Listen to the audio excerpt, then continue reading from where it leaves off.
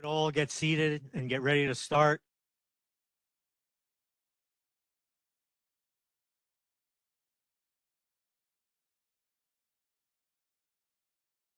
So welcome everyone to this meeting of the Governor's Water Policy Council.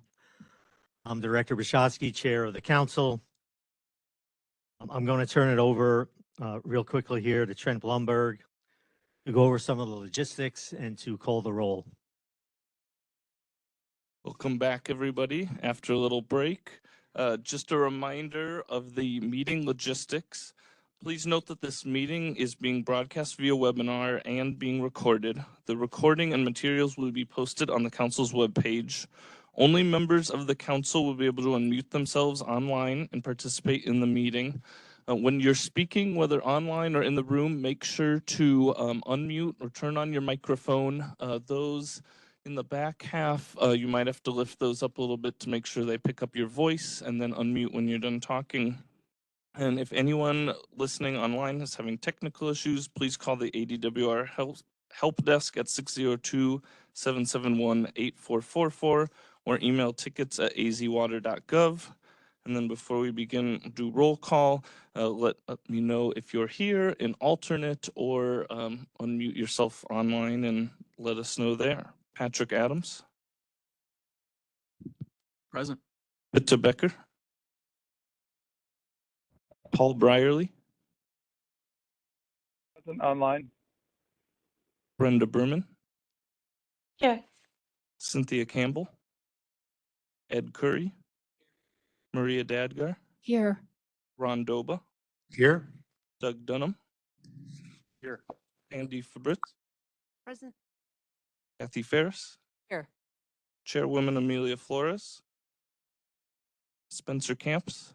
Rob Anderson's alternate for Spencer. Jamie Kelly. John Kamik. Here.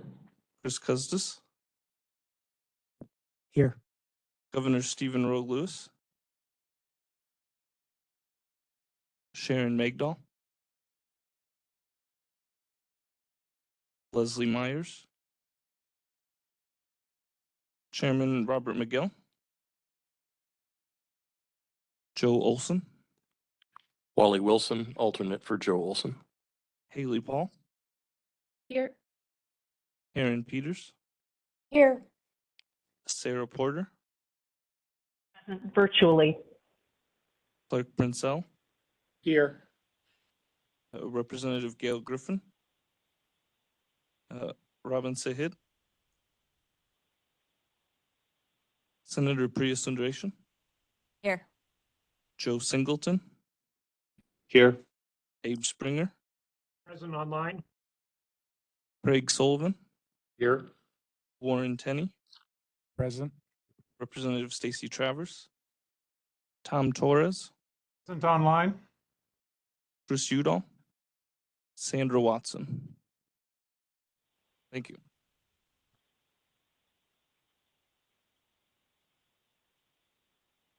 Thanks, Trent. Before we put up the agenda for discussion, I'm going to turn it over to Patrick Adams, the Water Policy Advisor in the Office of Governor Katie Hobbs, for some opening remarks. Thank you, Tom. Good afternoon, everyone. I want to give a warm welcome to the Water Policy Council. It's been some time since we've met, and a lot has happened since our last Water Policy Council meeting at the end of November last year. We've had a very eventful legislative session, which adjourned sine die on Saturday evening.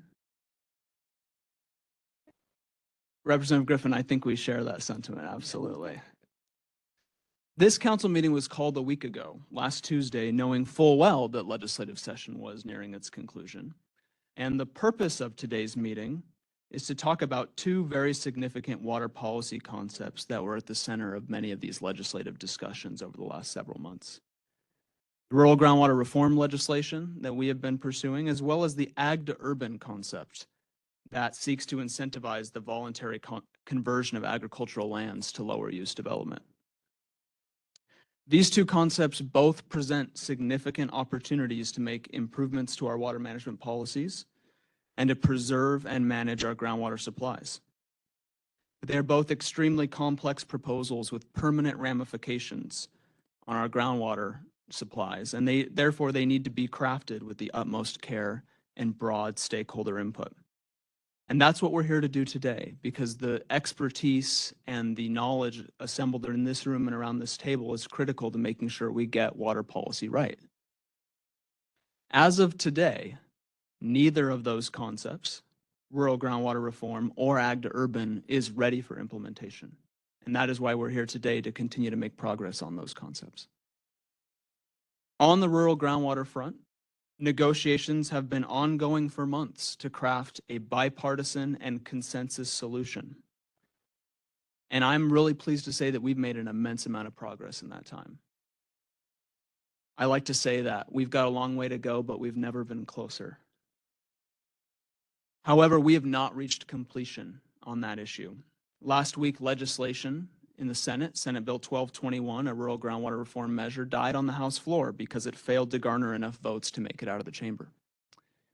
That bill did not reflect a negotiated agreement by the executive and stakeholder groups, but it does represent that we continue to work on these, and it does not mark the end of our work to find solutions for groundwater in rural Arizona.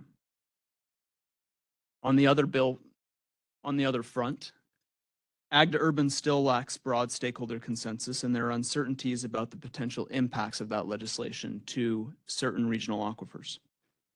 As many of you know, ADWR has been working on a series of analyses to gauge the potential range of outcomes from the ag to urban legislation and the conversion program to ensure that the impacts from that legislation are as positive as we all hope for.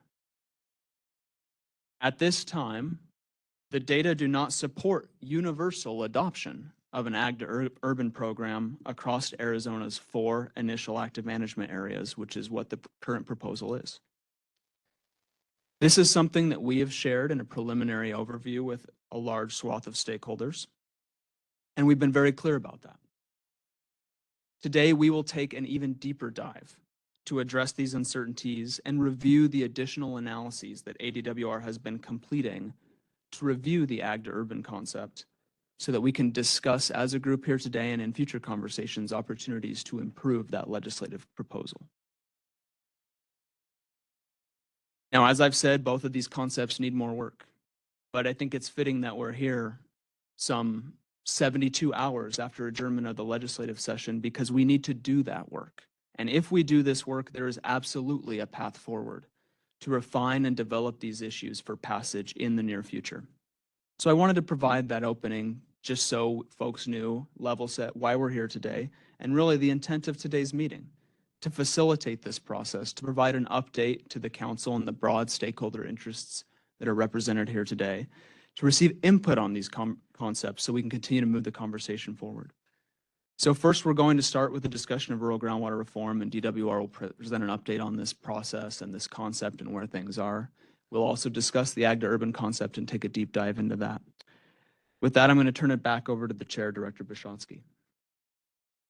Thanks, Patrick. And Patrick, while you were giving those remarks, I was getting some messages that perhaps we missed an opportunity through the roll call. Perhaps Chairwoman Flores or somebody from Colorado Indian Tribes. Is there anyone on for you all?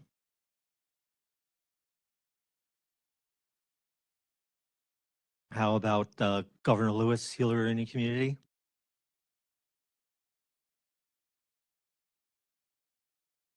This is Governor Lewis. Thanks, Governor Lewis. Again, anyone from Colorado Indian Tribes, Chairwoman Flores?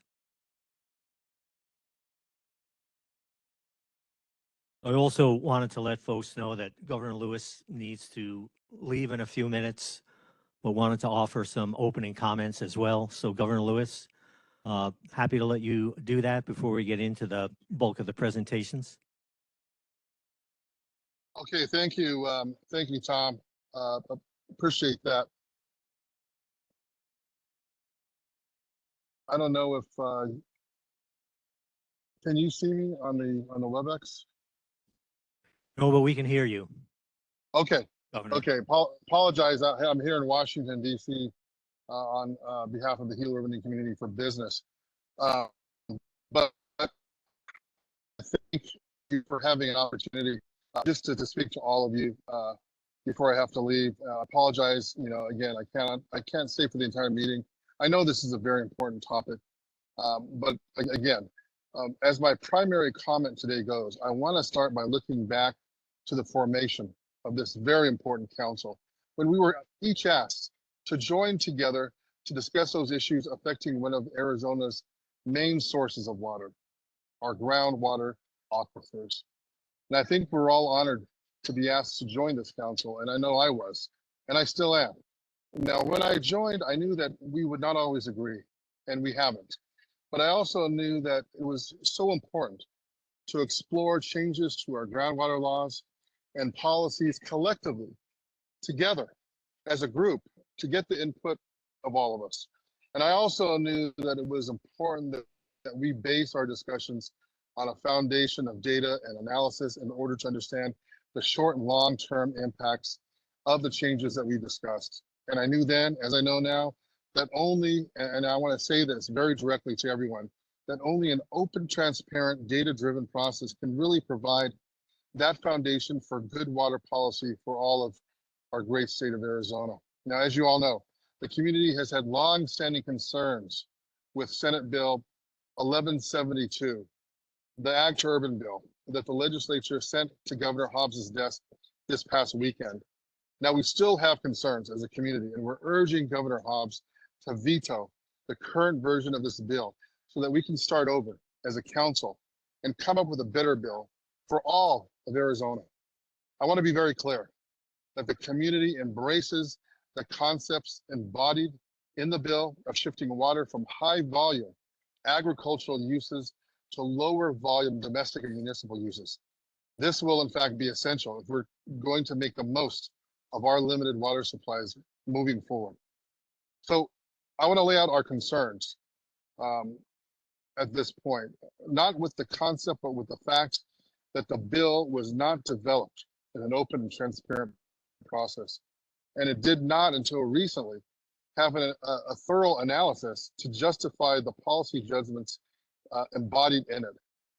Now, the communities, our concerns as a community only grew when we raised our initial thoughts, and not only were they ignored, but we and many others were pressured to support the bill because it was going forward regardless. Now, based on the recent ADWR analysis, which I know that we'll hear more about today, I think our concerns were very well founded and really justifies us taking a step back as a water policy council and working together to come up with a better bill.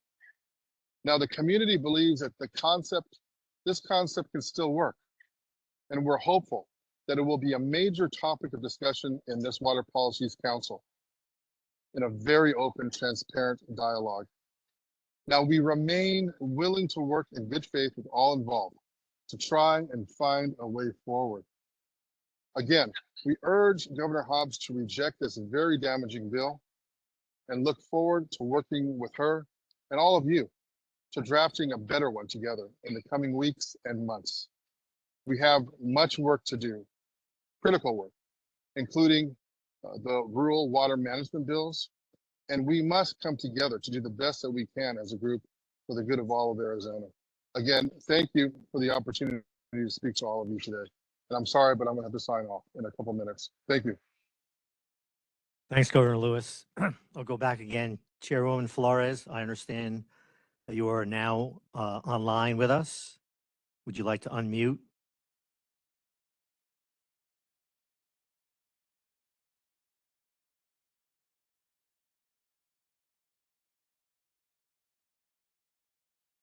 We'll take it on faith that you're there, Chairwoman Flores, and as we go through more discussion, there'll be opportunity there. Also, I think Travis Lingenfelter has also joined us online. We missed him in the roll call. So if we can call up the next slide, the meeting agenda. Again, we're in the welcoming and opening remarks segment. We are going to give a general overview of rural basin groundwater management and get into a lot of detail on ag to urban incentive program legislation. We're going to share in that regard a lot of data, a lot of projections that DBR has done and continues to be working on. That information can help inform us for outcomes moving forward. We want to share the DBR positions on these concepts and the fact that we have made some progress to date. We recognize that there is a path forward, but we also believe that now is the time to act in the near future. And we'll share much more of this moving forward with the council today in our agenda. I also wanted to remind everybody kind of the context that we're working on these issues in. We have challenges in our rural groundwater basins with drawdown of the aquifers, in some cases, in situations where that drawdown is creating unhealthy outcomes for the aquifer. At the same time, we have opportunity in other basins where the drawdowns have not yet hit those aquifers to get kind of ahead of that curve. In our AMAs, we know that we've already suffered reductions in Colorado River water. Most of that has hit the ag community in a really hard way. But looking forward to post-2026, it's not going to get better. It's likely to get worse, and we're likely to have even more reductions on a regular basis. And to compound that issue, we also continue to mine our groundwater in the active management areas. So just ask people to kind of keep that in mind. I like to use kind of the phrase, we're in the era of limits, and we have huge challenges to be able to continue to move our state forward and to deal with that future that's upon us, and that might get worse in both the near term and long term. So with that, I'm going to turn the presentation over to Bruce Allen. He was the chair of the Rural Groundwater Management Committee, and he's going to give us that overview of the rural groundwater basin management legislation and where we're at to date with those issues. Bruce. Thank you, Tom. And good afternoon to everyone. Yeah, as Tom mentioned, I'm here to provide an update on where we're at with this groundwater management legislation. I'll provide you a little bit of background on objectives that we all agreed to as part of the council when it came to the groundwater committee. I'll mention some competing legislation that has led to some recent meetings that we've been having behind those, and what together with those where we've been discussing differences, making compromises associated with developing some groundwater management legislation. And then lastly, I'll provide you an update on the negotiations and then turn it back over to Patrick for some next steps. Unfortunately, today I can't provide you a lot of detail since we're still under negotiations. So I'll apologize in advance for that. On a personal level, I do wish that we were further along in this process, because I can tell you in 40 years of management in this business, I've never experienced or witnessed the number of stakeholders that are reaching out for action and regulation, which has been very, very surprising to me. They're asking for a workable solution, and it's needed now to address continued degradation of their aquifers. And without action, I think they all understand that it'll lead to higher costs. So I'll just put that perspective in place. There's a lot of interest to move forward on some level of rural groundwater management legislation. Oops. So this slide is really, many of you have seen this before, but this is a reminder, and it's an overview of the original objective that was associated with the Governor's Rural Groundwater Committee to address groundwater problems. The state has remained committed to these objectives throughout the process and these ongoing negotiations. Very quickly, first bullet item, to develop policy, legislative, or other actionable recommendations that provide a groundwater management framework that assists rural communities to manage local groundwater resources, protect water users, sustainably manage those aquifers, and recommendations that are broad enough to address the specific groundwater basin needs and can be tailored to each basin's unique characteristics. The Rural Groundwater Management Framework recommendation that you all worked on supported, was recommended to the Governor Hobbs on November 29th, 2023. A little bit of background there. Where have we been? Where's the process taken us? There were two competing bills that were drafted in this legislative session. House Bill 2857, Rural Groundwater Management, and Senate Bill 1221, Basin Management Areas and Appropriations. There are some similarities, but there are many, many differences between these two bills. So leadership in the governor's office and bill sponsors agreed to meet and work on developing a compromise legislative solution. So negotiating teams were formed with representatives from the governor's office, the department, and bill sponsors to draft some compromise legislative solution. We've been meeting, as Patrick mentioned, for a couple of months. These negotiations continue toward a path for rural groundwater management legislation. I'm happy to report that discussions have progressed positively. There has been an ongoing willingness to work together. Concessions have been made by both sides of, on this issue. Discussions remain at the conceptual level. There are several issues at a conceptual level where I think we have agreement, but really the devil's in the details. And those details could impact outcomes associated with some of these higher level conceptual level items that I'll address today. And so unfortunately, I won't go into a lot of detail, but there has been some agreement and quite a bit of agreement on some of these conceptual level issues. The details of several of these elements still need to be vetted, and I'll address a few of those.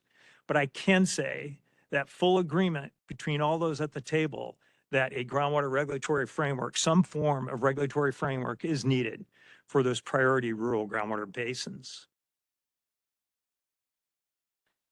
Guiding principles. These are the principles that the state continues to follow, the same guiding principles that were foundational to the Rural Groundwater Committee recommendation process. The state has held to guiding principles that underpin the Water Policy Council's framework recommendation for rural groundwater reform legislation. First bullet item must contain meaningful conservation water management programs that protect groundwater users and improve aquifer conditions. We will need, in support of this, we will need robust monitoring and measuring to evaluate program impacts and progress toward management goals. Second bullet item, it must offer a customizable, flexible program. And many of you have heard this before. This is more of a reminder, but that local water users and stakeholders can tailor to the needs of the groundwater basin. As you know, the geographic, geologic, and economic diversity throughout these groundwater basins support the need to customize these programs. Collaboration with local input is paramount to the program's success, and local buy-in, as you all know, transitions to water use practices that will support management goals. Formation must be science-driven and comparable to the formation of an AMA or an INA. More data is needed in these basins. Aquifer conditions are broad and variable. So overall response takes time, so it will require some time and will require quite amount of monitoring and measuring in order to get a better understanding on progress towards goals. Governance must include equitable representation of basin stakeholders and basin water use sectors. This is not intended to be a dictatorial program from the state. Success lies in representation and full adoption by those regulated. And then this last bullet item, water management and regulation is a function of the state, and ADWR's technical expertise and authorities must be part of the process to establish, manage, and implement the groundwater management framework and its programs. Groundwater, as you all know, is a public asset. Program success requires a disciplined approach to collecting appropriate technical data, collaborating with stakeholders, and establishing the regulatory framework and goals, and the ability for the state to ensure the program is implementable, legal, and based on good science. And I will say that many of these principles are also understood by all those around the table as we've been moving forward with our negotiations. So where are we at on some of the key elements that are under discussion? this has to be an alternative approach to the AMAs or INAs that closes the basin and reduces groundwater pumping. Needs to be less onerous than an AMA, but focus on improving aquifer conditions and protecting rural economies. Certainty for existing water users and communities through the creation of a certificated right to use groundwater based upon historic use. Close the basin, and this would apply to all non-exempt well users. Flexibility with transferable rights that are reduced when transferred via a 15% cut to the aquifer. This is a very unique approach in that these certificates will have some fungibility. There's a these certificate rights are much different than what you see in the AMAs. They'll provide water users creative approaches to addressing changing conditions within their basins while reducing water use. And then lastly, conservation. There's been agreement on the need for conservation. Mandated reductions are needed to reduce stress on the aquifer. So these key elements are under discussion. There's been much agreement on these key elements, but there's still some details that need to be worked out. Other key elements that are under discussion where we've seen significant agreement, locally driven. A local council that recommends a management plan to DWR and sets conservation targets. A council that's working collaboratively with DWR. Plan and targets need to address the criteria for establishing the management area and goals set by the council and DWR. Protection for local water users through well impact and spacing requirements. These are well spacing requirements that you all are familiar with, and they're very similar to the AMA requirements. Measuring and reporting to improve management of groundwater resources. The focus is on water use at the well, not only to improve resource management, but as an input for basin groundwater modeling to project and understand goal progress. And then lastly, stability through DWR review and implementation of management plans. Disciplined DWR technical analysis and basin-wide monitoring will provide water users and investors the information they need to assess condition of the water supply and the effectiveness of their efforts.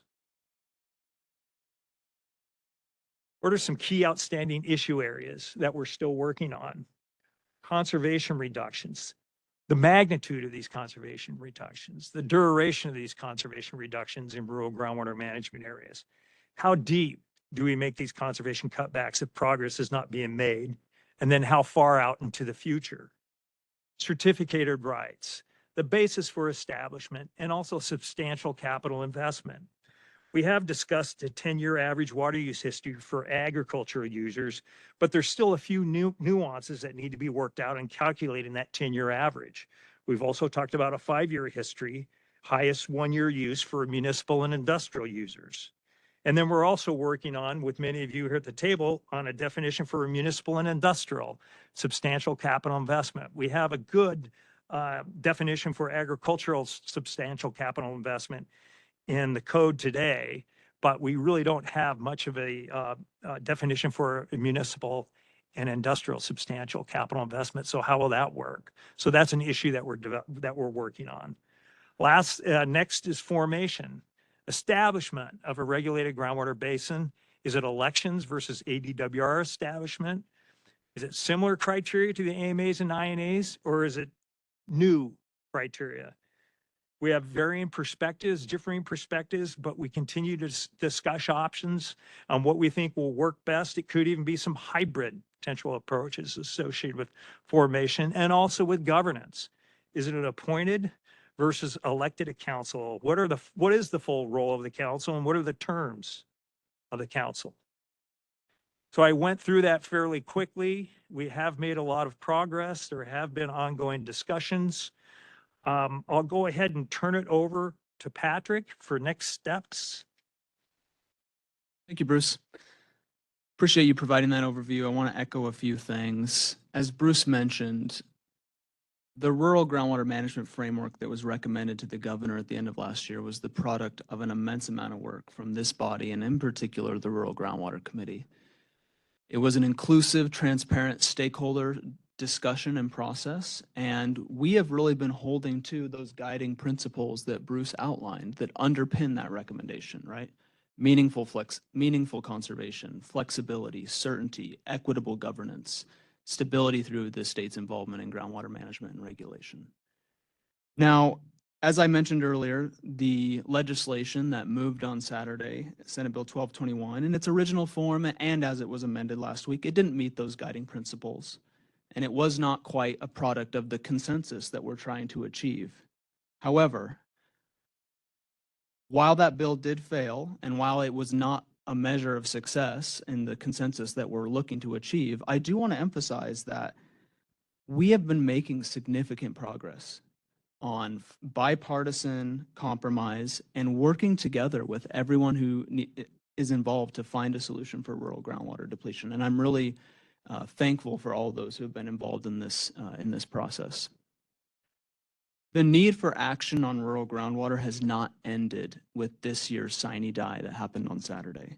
We still have residents, communities, and businesses that, as Bruce mentioned, are pleading for rural groundwater reform in this state, and they are looking for help to protect these water resources that their livelihoods, their economies, and their communities depend on. Now, we have built significant momentum on this issue over the last few months, and the governor has given us a mandate to take action on this year. Now, while all options to address rural groundwater problems remain on the table, we are still committed to building on this momentum to reach a legislative reform solution. And it is our intention to keep working with lawmakers and stakeholders to find a negotiated solution. And if consensus can be reached on a rural groundwater policy solution, I am here today to tell you that Governor Hobbs will consider calling a special session to enact this critical legislation. And while we have much more work to be done, this path to resolution continues to remain before us. It is attainable. We can take action to address this issue and find a compromise path forward. And we are committed to working together across party lines with stakeholders, with rural Arizonans to solve this crisis for rural Arizona. And I really want to make that clear to everyone here today who's listening. So we intend to have these continued discussions with the executive and stakeholders and lawmakers. We continue to have stakeholder engagement and outreach with this group and other groups who care about this issue as progress is made. And we're here today to communicate that there remains a legislative pathway for this issue in 2024. So with those next steps, I will turn it back over to the Chair, Director Bishotsky. Thanks, Patrick. So this agenda item was intended to be a general overview, but we do have some time for questions or comments. Would anyone, Representative Griffin, like to have the floor? Thank you, Mr. Director. I do have copies of 1221 and how it was structured. So if anybody would like to have a copy, I have it here. We have, we met for the last 4+ months weekly, sometimes 2 and 3 times a week, not just with the governor's staff and Democrats, the agricultural community and another group of a larger stakeholder group. So we have met and have agreed that we are still at the table. We will continue to work on this issue, but I would be happy to give copies of 1221, and it just about covers, I think, covers just about everything that you just went over. The 3 basins that are challenged are the ones that we were able to address. So it was the 3 basins. It was Wilcox, Wallapai, and Gila Bend that we identified. And I do have a map identifying those basins as well. So we are still at the table. September, we'll be opening up another bill file and see what we can do, and be addressing it next January in the next session. So just want to say that we're still at the table and willing to work. Thank you. Thanks, Representative Griffin. Anyone else? Senator Sundaresan. Thank you. Thank you, everyone. Thank you. I echo much of Representative Griffin's comments. I actually I'm looking forward as well to continuing these conversations, to continue working to get much closer to consensus. And thank you, Patrick, for committing as well that if we can, this is something that we can get enacted this year. And I want to open it up to the rest of the council as well, because I think that, while we're presenting the conversations and the negotiations that we were having, but the role of this council, I think, is a valuable one. And in the spirit of what Governor Lewis said, we want to make sure that that stakeholders across the state have the ability to weigh in, and especially in particular on those areas where we are still discussing and still have those outstanding areas of that we haven't reached agreement yet. Even on somewhere where maybe we have, I think that's really important for folks here at this table to opine on what you heard Bruce outline just now, and raise any questions or offer any kind of ideas if we haven't been considering them. So thank you. Thanks, Senator. Anyone else? Sandy.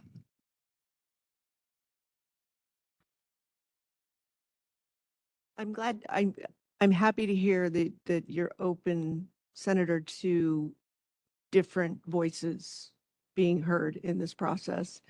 There was a bit of a limitation on that as the negotiations progressed, and that was a little disappointing and difficult to overcome decisions that were already made in the last hours. And that's something that's extremely important, I think, to most people in rural Arizona, not just industry, but the individual folks in it. I think what would be helpful moving forward as we move forward is to gain a better understanding of where 1221 failed to meet those objectives. I think because what I'm seriously worried about is you're going to go back to the table and what's going to happen.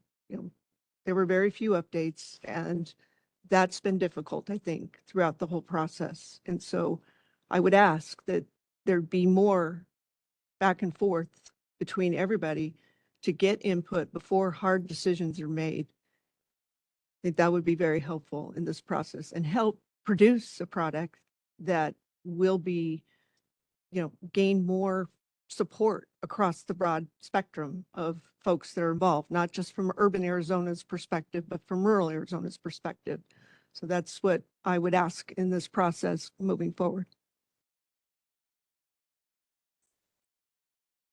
Representative Griffin, go ahead.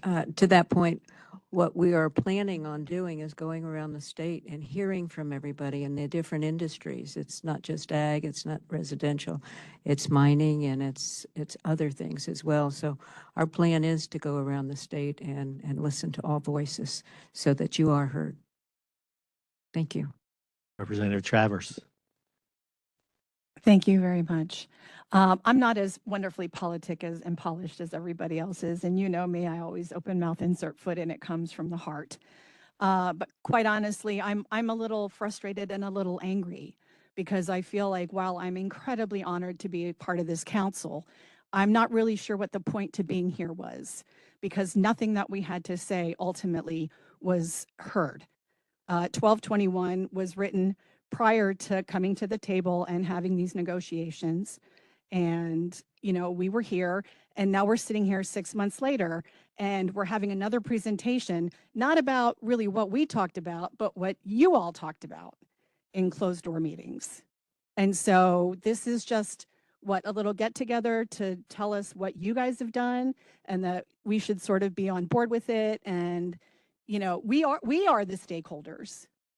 And we have been here telling you what we want as stakeholders. Everybody from, Farm Bureau who walked off to, the mining industry, to ag, to, EPCOR, to farmers. And, the fact that this is just like, well, we're going to, introduce our own bills, which were, as I said, already written, and then have these closed door meetings to try to get it across the finish line, quite honestly, I think is kind of bullshit. But, you know, I'm glad that we're at the table. I'm glad that concessions are being made and that we're meeting in the middle. But I don't know about anybody else who's come down from 5 hours away or 4 hours away or had to spend a night in a hotel room to come and talk at a table where we're all supposed to be negotiating and having some kind of consensus, only to get a 15-page presentation about what someone else has already negotiated that we then have to kind of figure out how to live with. Thank you for listening to my remarks. Kathy Ferris. Love you. I like that honesty. You know, I would like to know who was at the table. Most of us were not.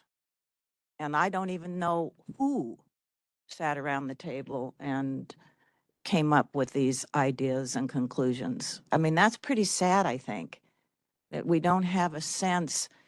I mean, it's great for everybody to say, well, all the stakeholders were represented, but by whom? And who are the stakeholders? Who are the stakeholders? Who are they really? And were they all represented?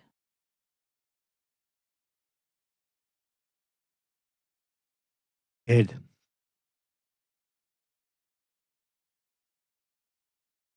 I don't quite know where to start except to say that it's a long, grueling journey. On the farm, when we separate a bunch of calves and wean them, brand them, dehorn them, and a few other items we won't talk about, there's a lot of noise. And if the house is close to the pen, you sure don't sleep. And that's kind of how this has been. It's been a struggle, and to me, it's very disappointing. I will say the same, that we get to the end of session and we really haven't accomplished anything, but yet we have. Gail, my hat's off to you and your group on making lots of concessions and eating some crow and trying to get here. Patrick, your group, same way. We've really melted a lot of good things. And I guess I'm the voicey one. Kathy, I have been at the table with them some, if not by telephone here, but mostly by telephone, trying to represent the Wilcox Basin and the Douglas Basin, which is in severe distress. And Patrick, you and Tom, Bruce, y'all know that. I'll give one more euphemism from my agriculture experience. And it's not Louis, the dog. It's we in recombining gene pools in pepper, what we're always trying to do is separate the bad genes and keep the good. And oftentimes it's very difficult because some are recessive, some are dominant. The dominant always want to win out, but sometimes the recessive gene is what we're looking for, Natalie. Sometimes it's the recessive gene that's powerful. In this process, it's very similar to that. We tear, we pull, we take good things out, we put bad things in, and vice versa. But in the end, how do we come together? And it was been discussed some that could we ask for a special session? And yet it appears to me that this group is not ready for a special session to solve it. I'm going to quote Mark Killian. I talked to Mark this morning, and most of you all know who I'm speaking of, previous Speaker of the House. Mark's own words were, water is an important issue in Arizona, and rural water especially, as we know that. It's nonpartisan. It doesn't matter which side of the fence we're on. Water is water. And Chris, as you know, when it's gone, it's gone. And so how do we slow that? Patrick, you made a valuable statement the other day, and I'm going to quote you. Patrick said, if we can't solve it immediately, at least if we can slow it enough over the next 50 to 100 years. And then I added that technology can come in and help us carry it the rest of the way. It's a fine line. Sandy, if we take ag plum out of Arizona, we all know that don't work. And yet, how do we Paul Briley is on in Zoom. Paul, I'll quote you. Paul says, everyone knows that ag is who controls the water and who controls the needle of this. We did some math, and Scottsdale won an award for saving a lot of water. They save 16 acre foot. I want this board and I want everybody listening that I can save 16 foot in almost one night. How I irrigate. That's how much difference there is in what ag use is and what city use and urban use is. All I'm asking is Gail has been a very good proponent of agriculture. I love her for that. She's always batting for us. At the same time, I feel we have to give a little more than Gail feels we have to give. My constituents are pretty well behind me that somewhere we got to give a little more. The main thing is that we do not want to reward the abuser of water. If we send that signal that we reward the abuser, it will continue to be abused. Steve Jobs, we would not have this touch screen had he not pushed hard to get new technology. He felt that in our electrical conduit of our system and the heat in our finger that we could run a touch screen. He fired many men. Steve was not a pleasant man. You all know that. At the end, he pushed till we got better. What I commit to this group, Tom, is that we have to push, and we have to push hard, that we all take our part in saving, exploring, finding deep water, finding better water. There will be ways. Patrick, you were right on when you said, let's just save it enough that we can make a difference now and let technology solve it later. I deal in technology every day. I make my living selling genetics. Technology can and will help it. God will give us vision if we pray for it. And I believe that with all my heart. So I'll conclude with, I feel together we all have, yes, I know, Kathy, that not everybody was heard. But I will defend them. They are trying. I will defend Gail. They are trying. Both sides are trying really hard. Let's come back together. If a special session is not possible, and it appears to me it's not, but however, we still need to come back. We're too close. Guys, we're too close. We're right there where we can fix some law that will put this in a better light for generations to come. Thank you. Thanks, Ed. So as this slide shows the next steps, again, I think desire to have continued discussions on this issue and to have additional stakeholder engagement and outreach to make progress. And maybe, as Patrick described, the legislative pathway. So as we started this meeting, we talked about this agenda item being more of an overview of where we're at on this rural groundwater reform. And that we're going to spend the bulk of this meeting talking about the Ag to Urban Incentive Program.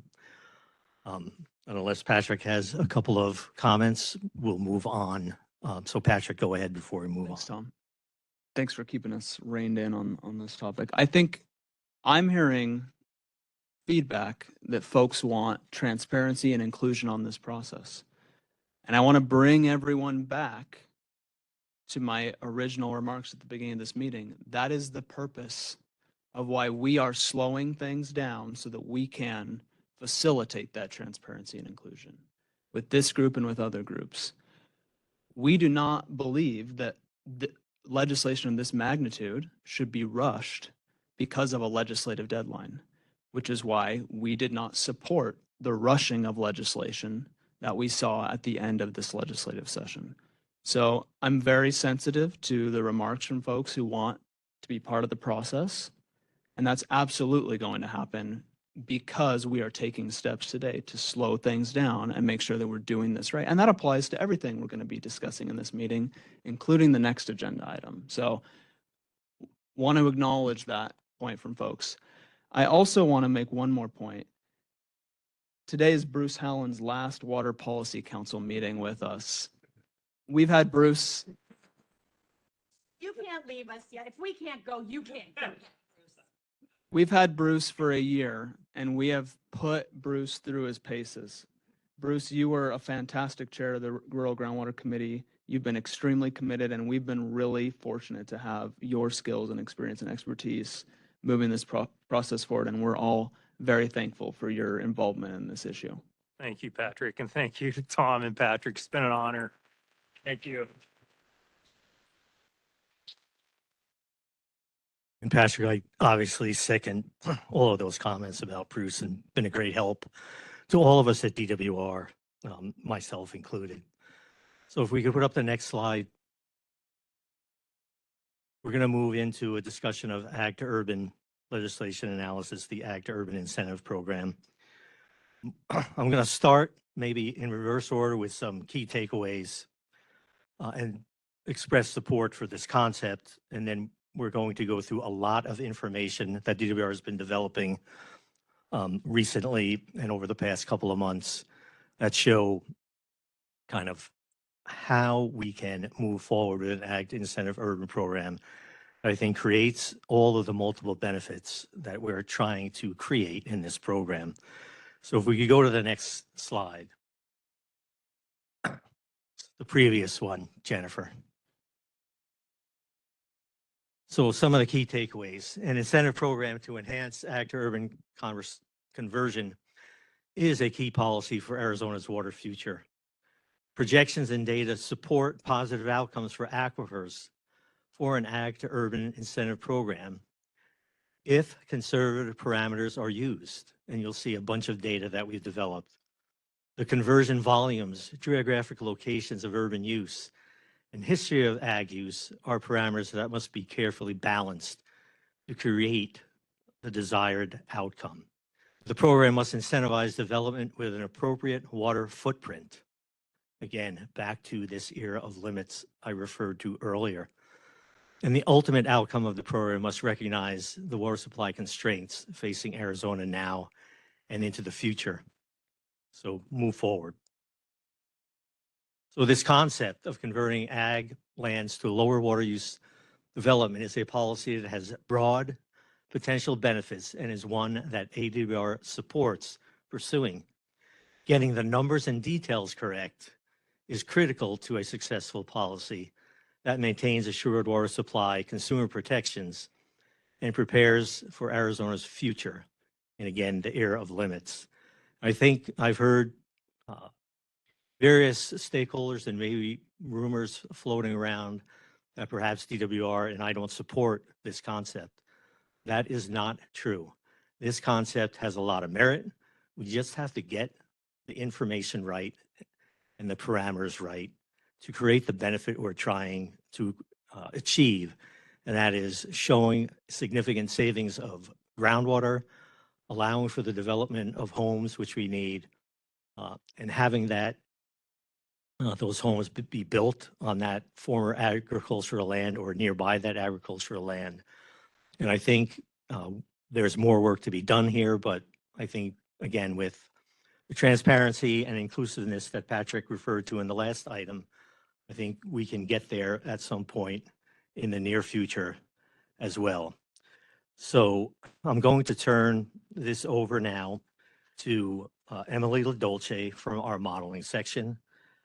And she is going to go through some of our more global type of analyses that we started out with in this process. And later we'll hear from Natalie Mast, who will get down more in the weeds. And so I think you'll see that this has been an iterative process with the information DWR has been preparing. And we continue to sharpen that pencil and drill down to try to come up with the right parameters for this program. So Emily, if you can come up, and you're already at the table, so you can start your presentation. Thank you. Hi, thank you. So after the council recommendations last year, we started looking at what an ag to urban program might look like. And we wanted to get an idea of whether a program like this could benefit the aquifer. So we used the Phoenix AMA groundwater model to run different projections, and taking feedback from individuals and other sources, we ran a number of projections, and the two that I'll be talking about today are, illustrative of what we did. We did global scenarios and local scenarios. And when I say global, I mean it's because we adjusted water use across the entire model domain. And by local, I mean we chose particular areas in the model to adjust water use to see how those impacts would propagate out throughout the aquifer. None of these inputs to the model runs were tied to specific legislation. It was really just to get a broad brush look at potential impacts across the AMA, and we wanted to have some initial results that could lead into more specific data analysis that Natalie will be talking about. So just to draw your attention to the maps up there, I will be talking about two model scenarios. The global one, so the green on the Phoenix AMA model, that shows you the locations of the agricultural pumping that was adjusted in our global scenario. And then in the local picture on the bottom, that shows you the locations of the pumping that was adjusted in the local scenario. All right, so starting with the global one, we applied changes to non-Indian agriculture across the entire Phoenix AMA model domain. We assumed ag to urban would convert with a 1-to-5 conversion factor, meaning that if the ag was using 5 acre-feet per acre, then with the urban conversion, that would go down to 1 acre-foot per acre. We applied this change in a linear manner. So in year 1, 100% of the ag use was active, and then by year 100, it had changed to 100% urban. This conversion assumption leads to a 15.7 million acre-foot reduction in pumping over the 100-year projection period. So that's what we saw as we ran it out. And I also want to note that analyses and certificates remained in the model at the issued demand. And just to refresher of what those are, I've got those bullet points right there in acre-feet per year. All right, this figure is the baseline model. So this is the projection from June of last year. We're looking at depth to water after 100 years. I think everyone is pretty familiar with this map. Just to reorient you, the colors are showing depth to water. So the dark greens are, shallower groundwater, and it grades out to the reds, which would be deeper depth to water. So what we're seeing is that the shallowest areas are towards the south of the AMA, and then towards the edges is where you find the deepest groundwater. So again, this is our baseline model. And when we looked at these same results with the ag to urban assumption, this is what we see in terms of depth to water. And I might just toggle a little bit to help highlight the changes. So we see propagation of increased saturated thickness throughout the south and the center part of the model domain. So you see positive impacts in the Phoenix area, in some of the outlying areas. And then one of the more notable results is that you see an improvement in depth to water in the far East Valley, where before we had exceedances of 1,000 feet, which is the assured water supply regulatory limit. We saw some marked improvement over those depths.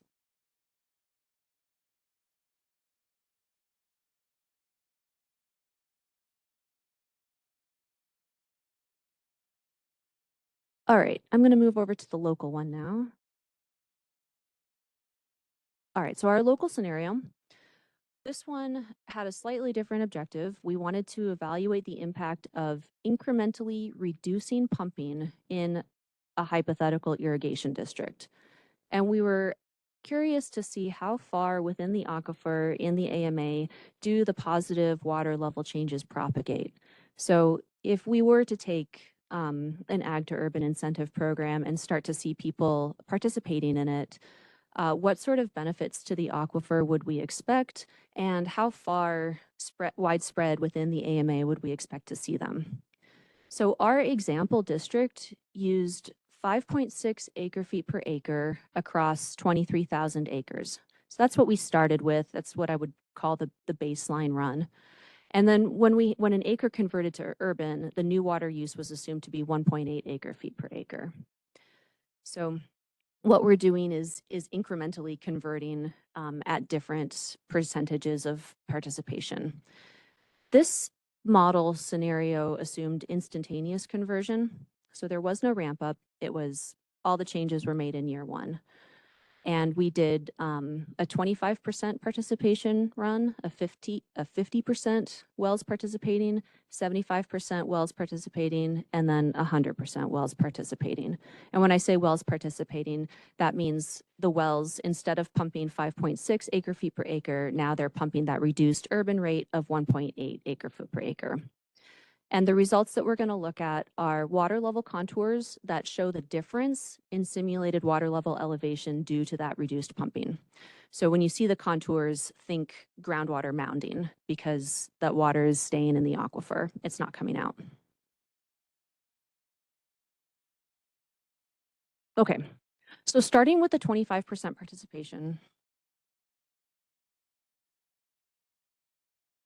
Okay. What we're seeing, so these are again, water level change contours. And so let me just point out one that's kind of easy to see. Well, how about the purple one? Because I think that shows up the best. So that's the 5-foot change contour.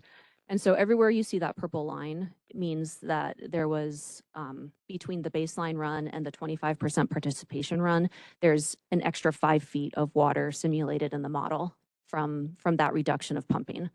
And in the 25% participation case, it's 22,000 acre feet per year of less water being pumped compared to the baseline run. Here, the maximum impact is right around 50 feet at the center of that example irrigation district. And the benefits propagate outwards through the West Salt River Valley. You see Surprise, Peoria, and Glendale fall right around the 10-foot contour, which means that between the 25% run and the baseline run, there's about 10 feet more saturated thickness in the aquifer at the end of 100 years. So as I go through these contours are going to spread out. And so that means that the impacts are propagating further within the aquifer and that we're also seeing increased saturated thickness. So at 50% participation, our maximum benefit is about 100 feet at the irrigation district. And then the Surprise, Peoria, Glendale, they're seeing about 20 feet of benefit now versus 10 feet with the 25% case. When we assume 75% participation, what we're seeing is about a maximum benefit of 200 feet right at this irrigation district. And then those 3 cities that I've been talking about see between 50 feet and 20 feet of increased saturated thickness. Also, the 1 and 5 foot lines are pushing out into the East Salt River Valley now. So this is really highlighting that connectivity between the subbasins in the AMA and the potential for basin-wide impacts just, simply by changing a local area. And then finally, if we assume 100% participation, we are now saving roughly 87,000 acre feet per year of pumping with the ag to urban conversion assumption. Our maximum benefit to the aquifer is over 300 feet at the irrigation district itself. And Surprise, Peoria, and Glendale are seeing close to 50 feet of extra saturated thickness compared to the baseline run. And then the overall basin-wide impacts are going well into the East Salt River Valley. You can see that gray line over by Mesa and Gilbert. So you can picture that groundwater mound spreading throughout the AMA.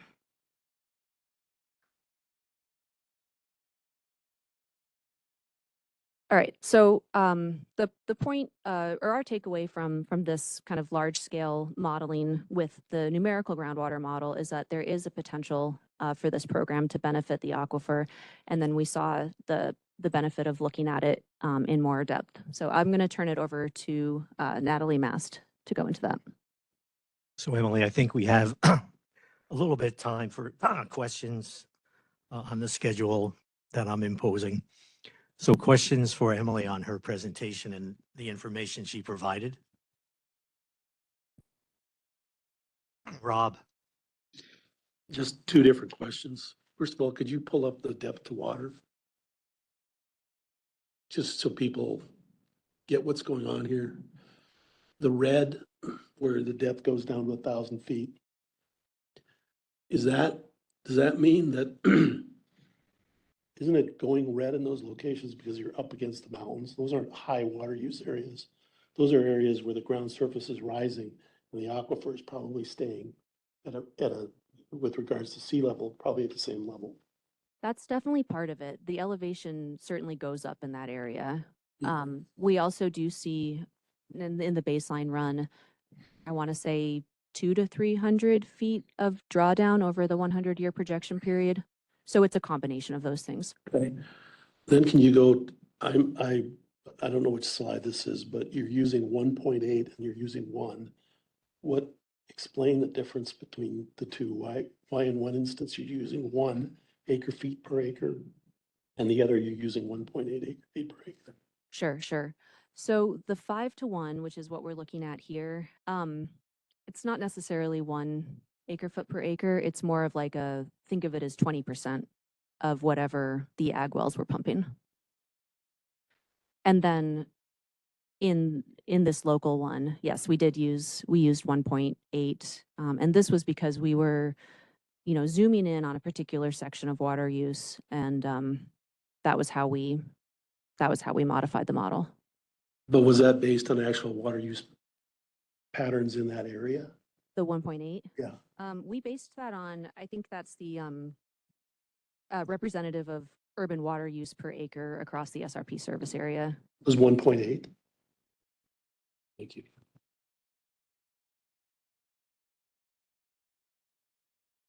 Other questions? I'll ask a question. Sorry, Tom. Go ahead, Warren.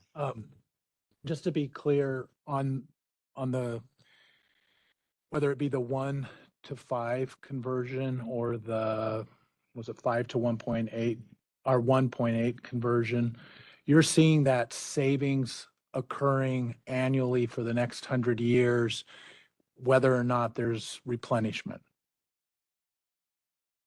Is it just based on the water? Yeah, okay, right. So are you asking, did we add replenishment to offset the 1.8 pumping for urban? Yes. No. Okay. We kept it at so the projection that we released last year with the GRD projection volumes, those stayed the same in these examples. Sharon, I think you had your hand up next. Thank you, Tom. Emily, you mentioned a groundwater mound. What's causing the mound if there's no additional recharge back into the basin? Yeah, good catch. Mound might not have been the best word. It really is just a difference between, so maybe think of it as like a reduced cone of depression. Thank you. Thanks. Sandy.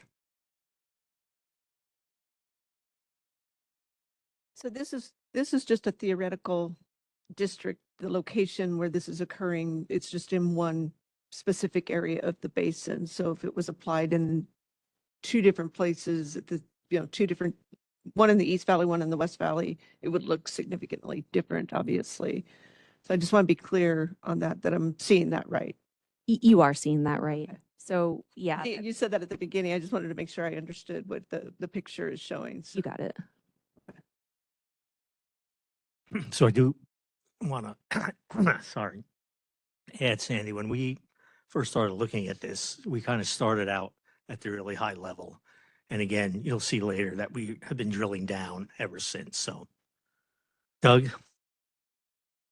I just want to clarify that the projection over the 100 years, the ag use goes from static, what it is today, to 0.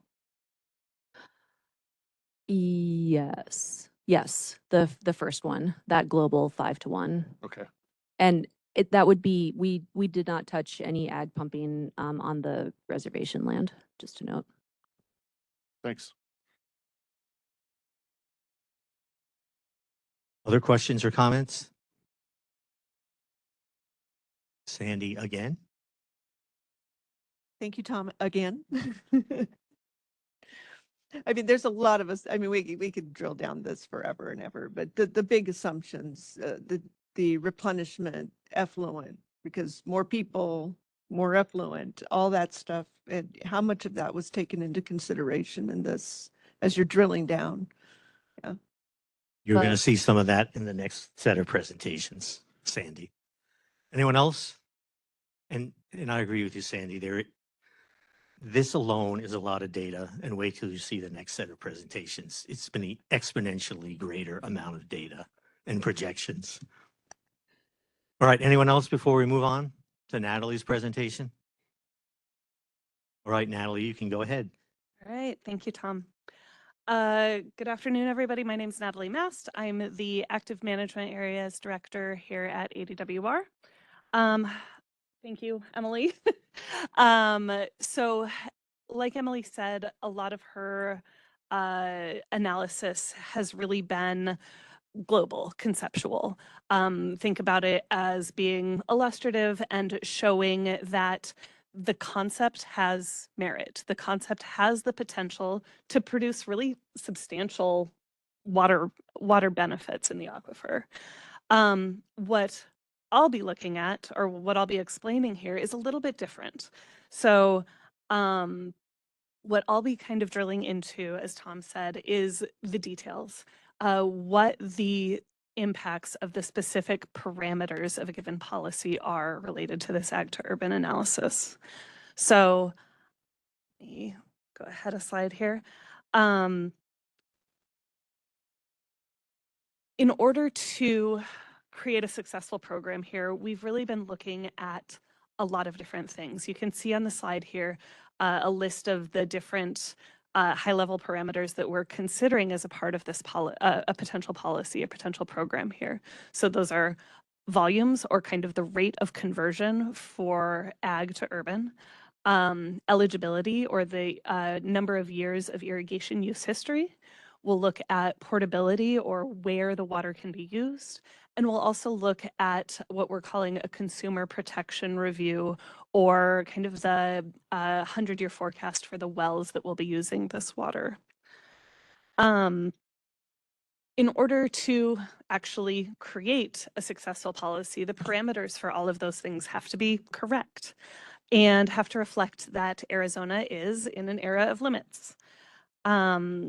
On the next slides, we'll walk through how we've analyzed the potential for changes in water use under an ag to urban program, how eligibility and portability criteria influence changes in water use, and how the critical consumer protection of the Assured Water Supply program can be maintained under an ag to urban program. So I'm going to start with volumes here, because that's the biggest item. It's kind of the most in the weeds item. So hopefully I don't melt your brains here for this next section, and we can actually get to the other categories as well. So for this to be a successful program, we need to be able to demonstrate a reasonable expectation that incentivizing ag to urban conversions will have a net positive impact on the aquifer. At its core, the question that we're really trying to answer is how does water use change when land use changes? So the graphic up on the slide right now is something that kind of helps think about this. The minus side represents withdrawals from the aquifer. This is the piece that's kind of most intuitive for folks to think about. You think about when ag use converts to urban uses tend to be less intensive, so that must be a water savings. But that kind of intuitive thinking neglects the plus side of this graphic. The plus side being those things that go back into the aquifer. So you'll see incidental recharge up here, replenishment up here. And the balance of those pluses and minuses is really what determines whether this is a net negative or a net positive to the aquifer.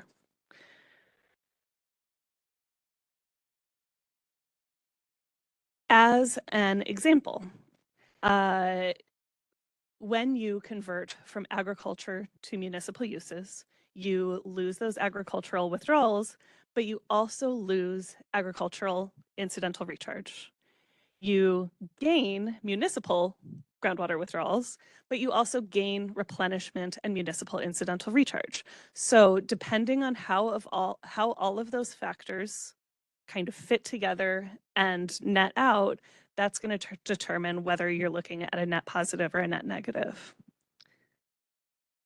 What we're really looking at here is not just one conversion at a time.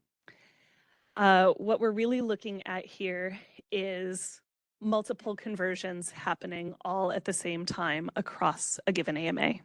So agriculture might convert to vacant land, it might convert to industrial use or municipal use, or it might stay as agriculture. And what we're trying to determine is whether the current rates of those things would shift in a way that leads to improved outcomes under an ag to urban incentive program. So the important thing here is the balance of how these things occur kind of in concert with each other. And that connection, that interconnectivity here is really what determines, again, whether the impact is net negative or net positive. It's not always intuitive because these connections are complex. There's a lot kind of pushing and pulling on each other here. So this is, when I get into the next slides, this is really what the analysis that I'll show pulls together, is all of these things that are interconnected with each other and change in different ways when one piece changes. I'm not going to go into a lot of detail on assumptions here. I have 2 slides worth of assumptions. There is a lot crammed onto these slides, but what I wanted to note here is that these slides will be available on our website. So folks who have questions, really want to get into the weeds on this, will have some of that kind of basic information available, both kind of on the ag muni industrial side and on the replenishment side. So again, a lot of assumptions, even just for the one piece that is replenishment. But this information will be available on the website. And if folks have specific questions or want to dig more into the weeds on some of this, I'd be happy to talk with folks individually. So Natalie, yes, maybe we have some extra time for you to go through some of the assumptions in more detail. If you go back a couple of slides, and I'm especially interested in you focusing on differences that daylight here between the Phoenix AMA and the Pinal AMA, because I think while it might not seem intuitive, those differences are going to result in some real serious differences in the water savings. And you'll see that as Natalie goes through more of the information. Sure. So kind of starting in the top left corner there, what we did was we assumed that some agriculture is going to retire naturally. And for those acres that are not retiring, either to convert to municipal uses or through natural agricultural attrition, that the water use will continue on those acres at the current rates that they're currently using water. We looked at the total eligible acres in the Pinal and Phoenix AMAs and the total current water use on those acres over the past 5 years. We also looked at the current rates of decline of agricultural water use in those 2 AMAs. And kind of assumed that the rates of decline of agricultural water use correlates to acreage declines. What we've seen in the very long term, really over the last 40 years, is that water use in general for agriculture is decreasing over time. And that makes sense in these AMAs where you have limits on irrigated acreage. And so as that acreage develops, you're going to change water use. Your agricultural water use is going to decline over time. What we've seen, so the numbers that I have on the screen, kind of in that 0 section, are rates of decline that we've seen over the last 10 years. So the Phoenix AMA has seen a 1.3% annual decline in agricultural water use. The Pinal AMA has seen a 3.7% decline in annual water use over the last 10 years. We recognized that the last 10 years for Pinal maybe is a high estimate, given a lot of changes in different types of water availability in the Pinal AMA over that particular time period.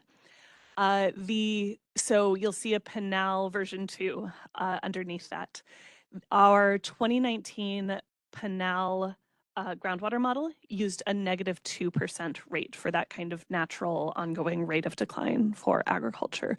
So I have versions of this analysis that use both of those rates, one looking at that kind of maybe high-end rate and one looking at what might be a more typical rate. For housing, we started with rates of housing units that are currently being built in each AMA. And we were able to find information on typical densities or average densities in each AMA, a slightly lower density in Pinal. And what we did was we took the number of housing units being built each year and kind of phased that in over time to create a time series of how these acres would convert over time. So rather than all of the acres converting right at the beginning or right at the end, we kind of just builds them in over time, kind of at expected rates of growth. So there was one version of the analysis that I did that just flatlined that existing rate of the number of housing units, but we also looked at rates of population growth. So the state demographer puts out population projections, and they have a low, mid, and high population projections. So we also have scenarios that increase the number of housing units according to those increases in population. The last item is industrial. So for the industrial category, what we were considering here is that some of the natural agricultural attrition that we see, those declines in agricultural water use, some of that decline is actually related to agricultural uses converting to industrial uses. So we wanted to have an assumption built into here that acknowledged that conversion to industrial uses. So we used data that we had available from our type 1 grandfathered rights, which are a non-irrigation type of grandfathered right in the AMAs, looked at the total number of acres from those conversions and the utilization rates to kind of apply a water duty or a acre foot per acre number for those industrial conversions.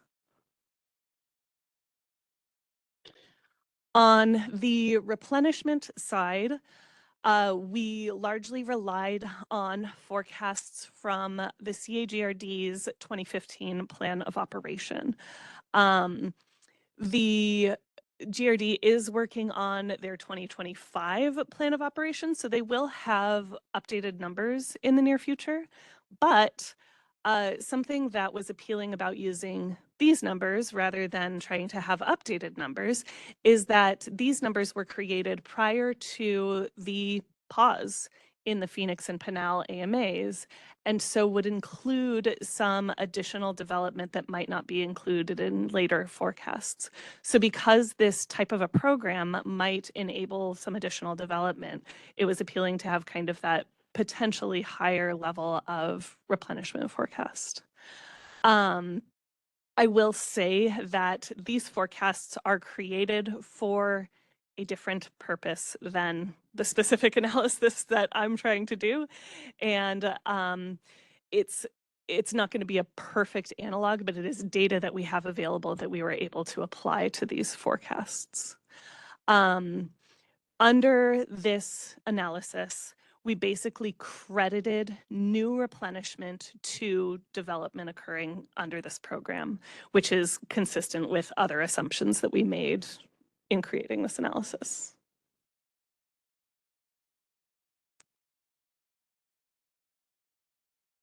Yeah. All right. So the results that you see on the screen. First, the program parameters that these results reflect are important. So what this reflects is an eligibility assumption of the IGFRs using water in at least 3 of the last 5 years. And this assumes a conversion rate of 1.5 acre feet per converted IGFR acre. So that's a 1.5 acre feet per acre flat rate over the entire time period.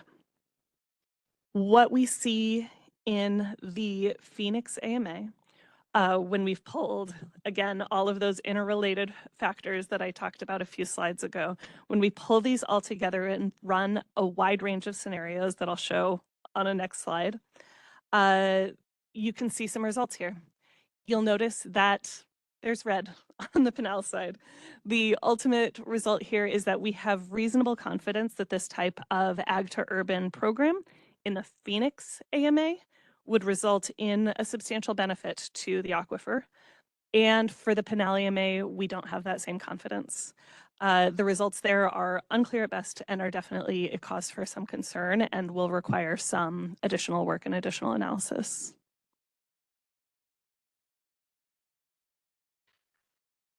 This slide gets a little bit more into the details. This is not even all of the scenarios that we ran, but what I'd like to show is that we're really trying to explore a broad range of parameters, a broad range of influences, and kind of trying to better understand how these things all end up fitting together and interacting with each other. You'll note here that there has been additional exploration. As we began getting concerning results for the Pinal AMA, that's when we added this version 2 for the Pinal AMA, using that lower rate of agricultural attrition, and that has helped us better understand the influence of that assumption. However, the takeaway message here is the same. There's a lot of red on the Pinal side. And the Pinal AMA will require additional analysis to better understand the program parameters that would be necessary for a successful program in that AMA.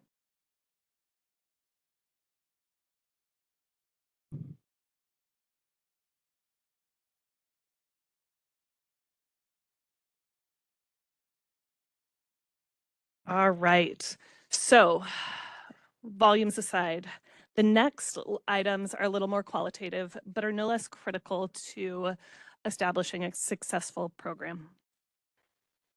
What you see on the screen is a simple analysis of acreage.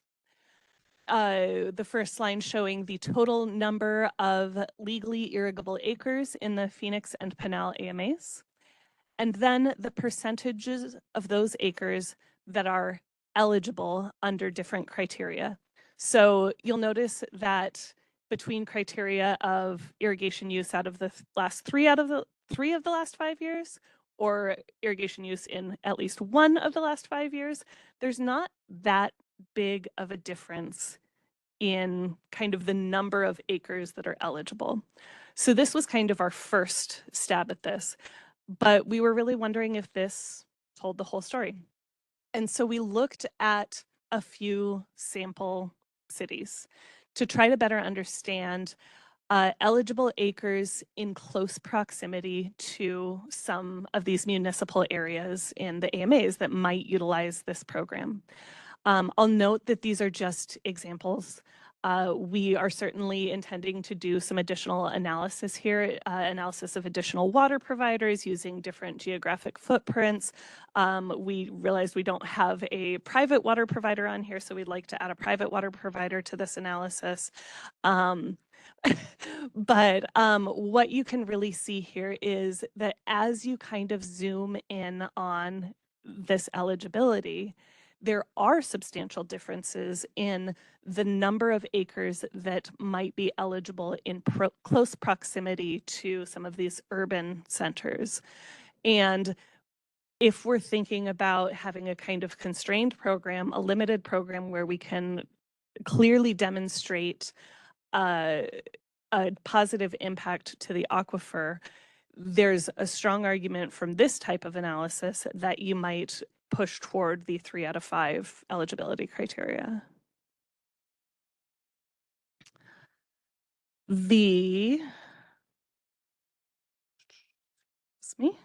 Next item is portability. So what you see on the screen here is a map. The portability criteria is where the water associated with this ag to urban conversion could be used for municipal development. So what you see on this map is a 1 mile buffer off of eligible IGFRs. I know this is a little bit hard to see, but if you can kind of think about this at the aggregate level. So this is a 1 mile buffer off of our eligible IGFRs. That's the purple kind of bubbly shape that you can see here. The red at the edges of that purple is any parcel that is overlapped by that 1 mile buffer. So as initially proposed, any parcels that 1 mile buffer would overlap would also be eligible for that water use to occur on them. So this shows the difference in that acreage. The purple acreage is 509,000 acres in the Phoenix AMA, and there's an additional 39,000 acres that are kind of added on because of those overlaps with the parcels, for a total of 548,000 acres in the Phoenix AMA. In the Pinal AMA, the increase is even bigger. On the purple portion for the Pinal AMA, we have 551,000 acres, but the red overlap on those additional parcels is 119,000 acres. That 119,000 acres is over 20% of an increase over the 1 mile buffer for Pinal.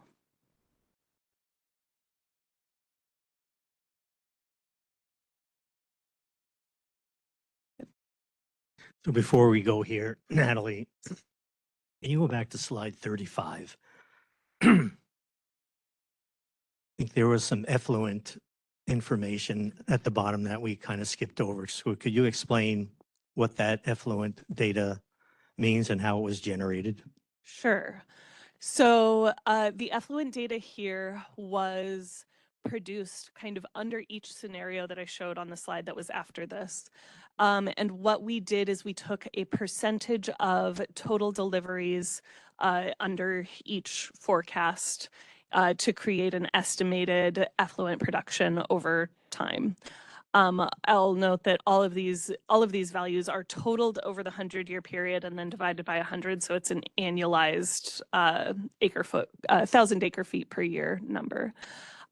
We used a 30% rate for that effluent conversion, which we've seen as kind of a mid-range, kind of a reasonable mid-range number for effluent production. We've definitely seen lower and higher rates.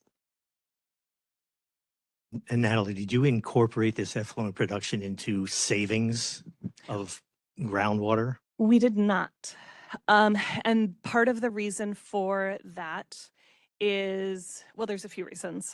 One reason is that we've observed in developments that have been certificated and then built, that in a lot of cases their actual effluent production might be less than what they originally forecasted.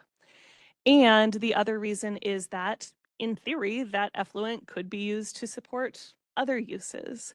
And so we didn't necessarily think that it was a realistic assumption to apply that back to the developments that we were analyzing under this forecast.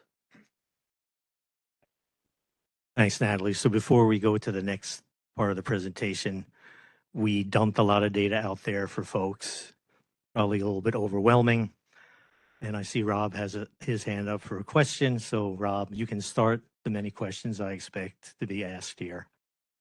I will limit my question to effluent, since that seems to be a really great topic.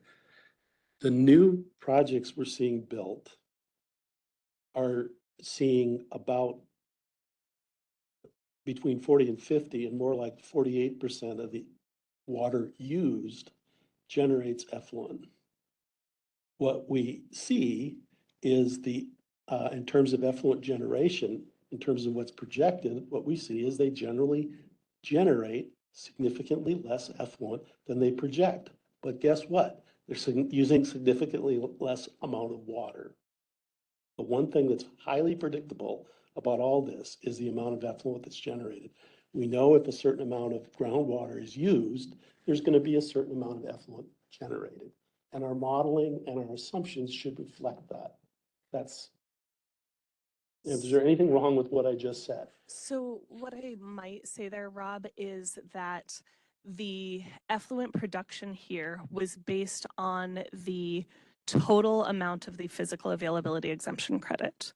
So that's kind of that's kind of the high end, I guess, because that's what would be certificated, for example. And so the actual use for a certificated development might be less than that 1.5 acre feet per acre that I used to generate these effluent numbers. So from my perspective, at least, it makes sense then to use a lower percentage considering that the total volume I based it on might be high. But this is a pattern that's repeated through this whole discussion, which is that we're making aggressive demand assumptions, and to the extent that there's anything in a positive water policy standpoint that balances that out, we're taking a conservative approach to it.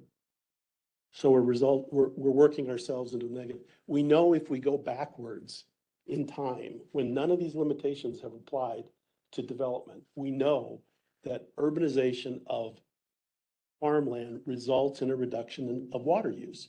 And they're not subject to the limitations that we're putting in this bill. That's how it's happened. So when we put in the limitations in the bill, we get a worse result. That just doesn't make sense.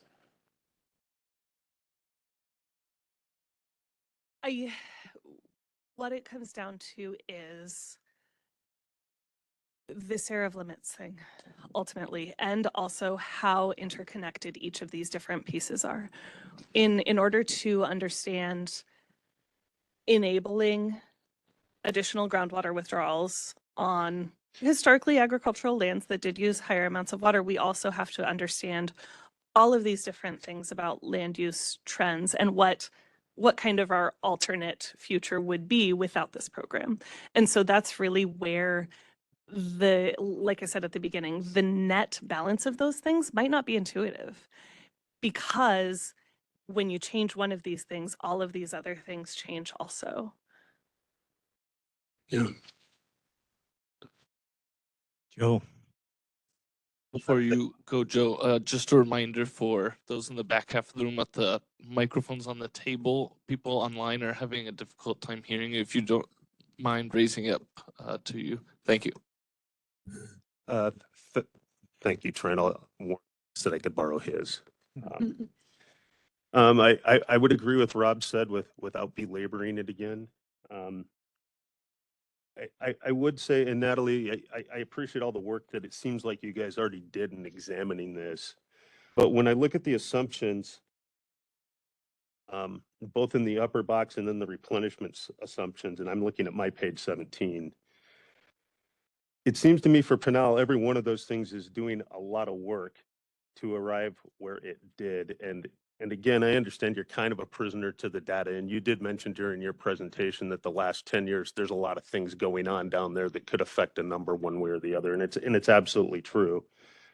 But I would point out all of those things again. The trying to frame groundwater use on ag during that time, problematic with the DCP and everything that's going on with CAP water.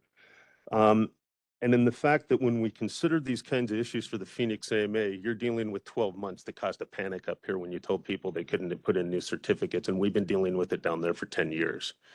So when you look at the 10 years worth of data, some of that is going to be affected by that. The designated providers went and put in subdivisions, but one of our biggest water users hasn't been able to put a new plat in at all. So when you look at the things like the housing starts, or the decline rates, or even the associated secondary and tertiary industries, all of that stuff is related to that. And when you look at the replenishment obligations, basing it off the GRD work in 2015, and I understand you have to base it on something, but the Pinal rules have actually changed since then. So the replenishment requirements have changed since then. So if you're going to go try to move this forward 100 years and take a look at that, the replenishment obligations are going to be different. And I will just add to the total concept as a whole, I think you have to consider the replenishment that's required by the new municipal development in part of the equation when you look at this, when you're trying to compare whether or not this is a good idea in any AMA.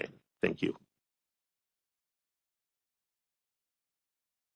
So when you're saying that the replenishment requirements have changed since the 2015 plan, what change are you referring to? I might be wrong because as I get older, I find something happened either 4 months ago or 4 years ago, but I feel that. I thought the Pinal rules changed since 2015. Was the date before then, Nicole? Yeah, it was 2007. They took effect on October 1, 2007. I remember that date, but I couldn't tell you what I had for dinner. Yeah, I think they actually changed twice since then. The last one based on the stakeholder work that they got reflected in their legislation. Those were changes to extinguishment credit calculation. and Which changes the eligibility. replenishment obligation.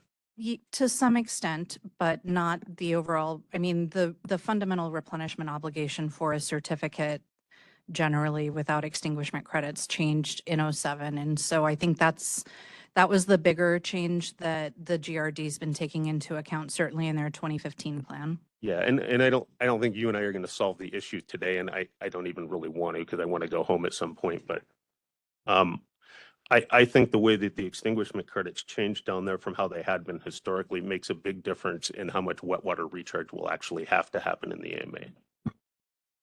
Representative Travers, did you have your hand up? Yeah, I did. Back to the assumptions for eligibility. I think in 1172, they're not necessarily specific, that 3 to 5 years. Do you feel that the language is flexible enough that allows you the determination?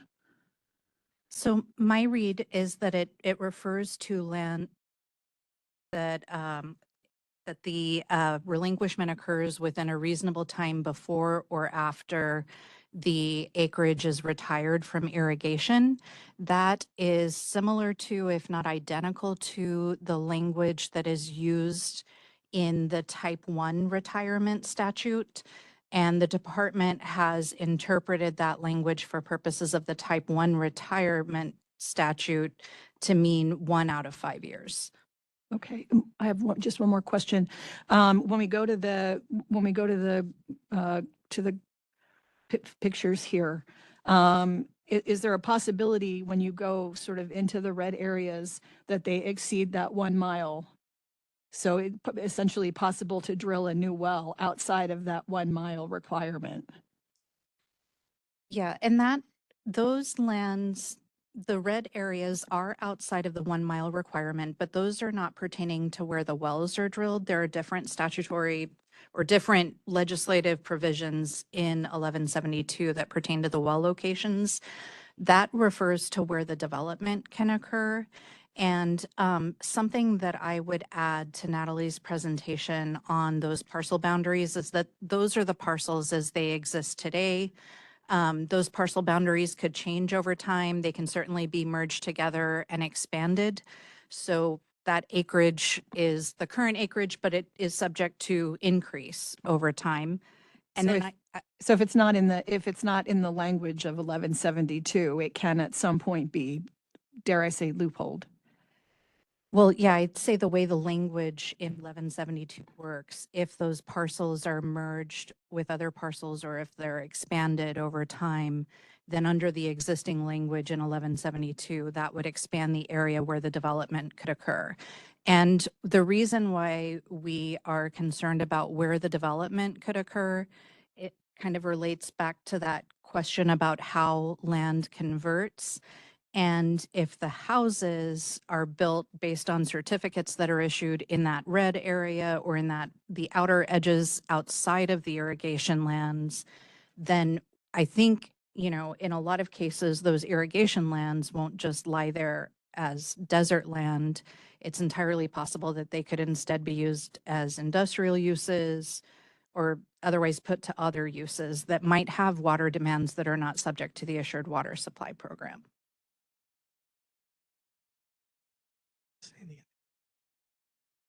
Sandy first, then Representative Griffin. No, I defer. I just had a question of what is the acre feet you've used for industrial?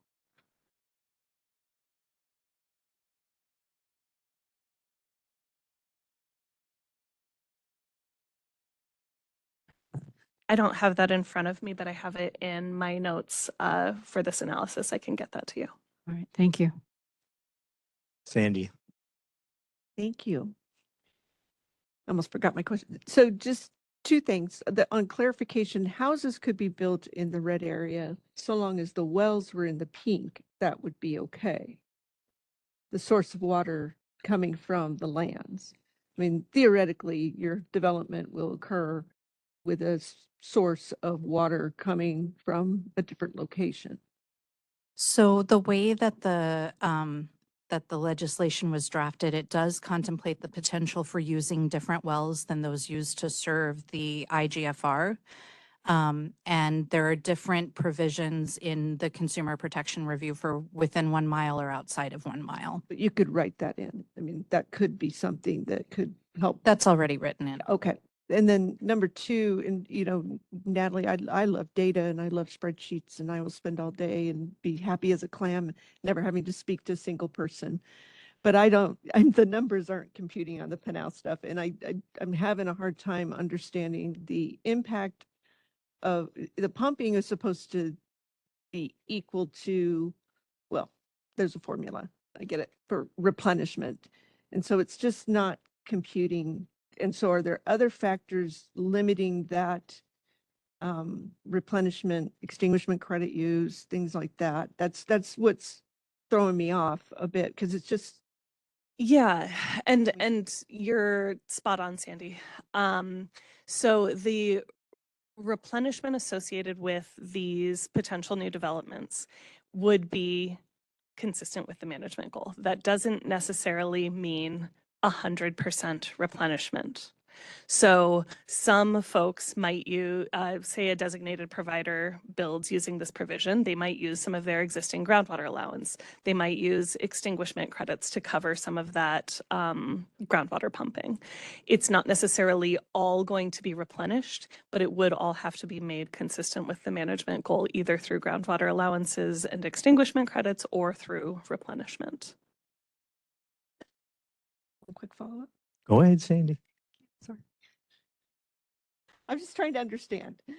But you could look at it as, I mean, the market for extinguishment credits been, I'm the bad guy in Pinal, I know, I've always been, and, un-American, whatever you wanted to call me, Pinal, but there was no market. Nobody was buying them. But has that changed over time? Because there was really nobody purchasing extinguishment credits. They were joining the GRD. And so I guess you could run a scenario where you look at GRD replenishment just to theoretically, just based on, I mean, there are trends that I think we have to look at that will play out into the future as well. Sure. And Just curious. It's a great question. And what I'll say is we've done kind of the bare minimum replenishment analysis at this point. There is a lot more nuance that we could add, especially on the replenishment side of things. Adding different considerations like what you're talking about, or thinking about a little bit more about the differences on where growth might happen related to designated providers or undesignated providers. There's a lot of additional analysis that could be done here. This is just what we've done so far. Yeah. Questions or comments? Other questions or comments? Just one. Representative Griffin. Yeah, I have quite a few letters here for the governor on 1172 from multiple people, to include providers. Can I give them to you, Patrick? Could you go over them with the governor? I appreciate it. There's probably close to 30, if not more. Appreciate it. Thank you. Doug first, then Rob again. Thanks, Robert. Thank you, Tom. Could you go to the results details slide?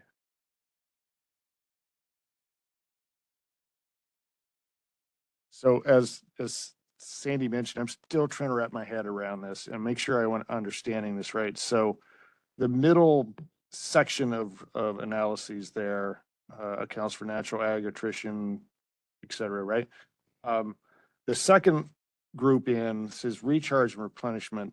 That's blank. So I'm reading that as there is no replenishment recharge in that accounted for that low, medium and high development scenarios. Right. So how you might look at this is that we have different combinations of different kind of components here to kind of look at how all the different components might interplay with each other. Right. So where you have a Y for recharge and replenishment, the incidental recharge and the replenishment were incorporated into those forecasts. In where it's blank, those kind of assumptions and values were left out. And then it's kind of, you'll see that each one is repeated, though there's a version with and a version without. So you can kind of see the difference there. My confusion is, and I'm wondering if you have any explanation of why this math works out the way it is. If you just let's simplify it, just look at Pinal AME version 2. You have the low development with no replenishment. You have a negative balance here of 2,000 acre feet plus. And then we go down to the same low development rate with replenishment, and it jumps up to over 8,000. When you're putting water back in the ground, how do you get less?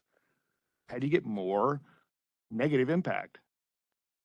So let me go back here for a second.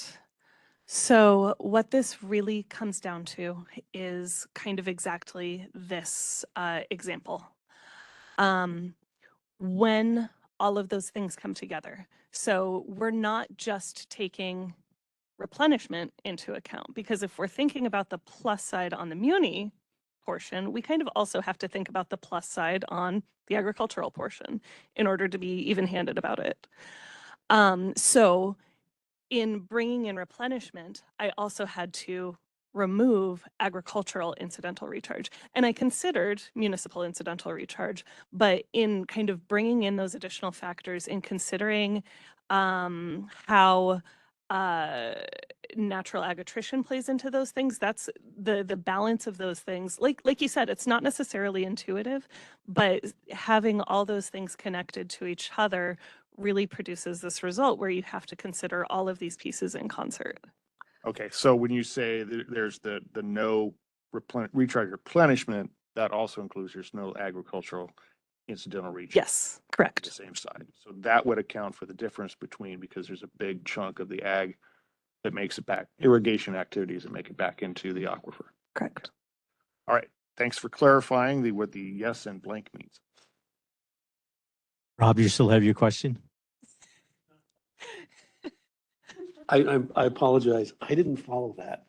And I hate to drag the whole group down into these kind of details, but if you have egg pumping, one of your base assumptions is that there's some incidental recharge. If you stop egg pumping, you stop both the egg pumping and the incidental recharge. Then you add in replenishment.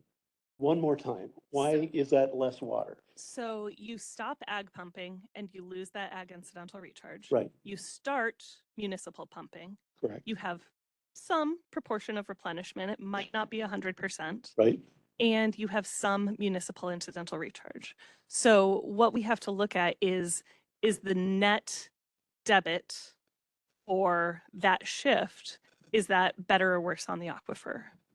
And in some cases, depending on especially the rate of development and the rate of natural ag attrition, you can see the balance of all of those things coming together to actually land in the negative side.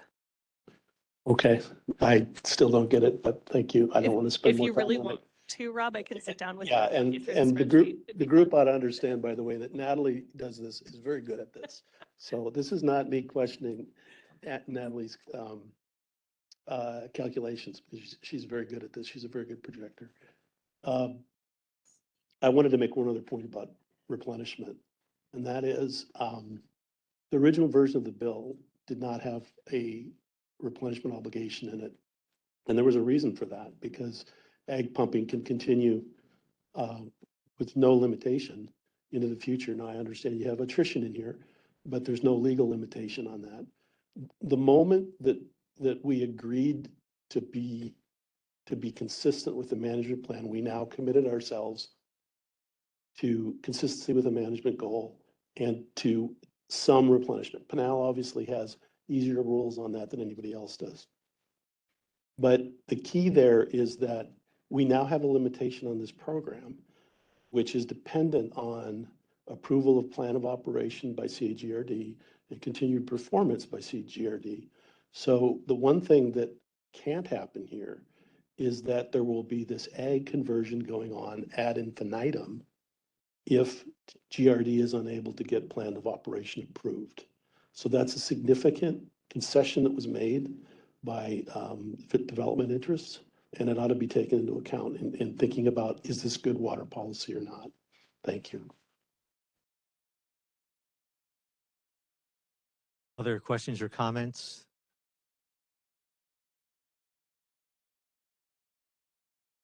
Representative Griffin.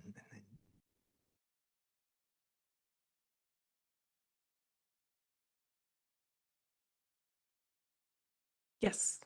We'll continue to be doing additional analysis on this concept and kind of the range of potential parameters that could theoretically make a functional program for Pinal. I'd be interested in getting more information and data driven as well. So thank you. Natalie, I just have a question. In the three scenarios, the agriculture falls off at a annual rate consistent throughout the 100 years. Sorry, can you repeat that? Every year, ag's declining at that same rate throughout consistently Yes. over the entirety of the program. Yes. Sharon. Thank you, Tom. Natalie, on the maps, I believe it's slide 41, 42, perhaps? Yeah.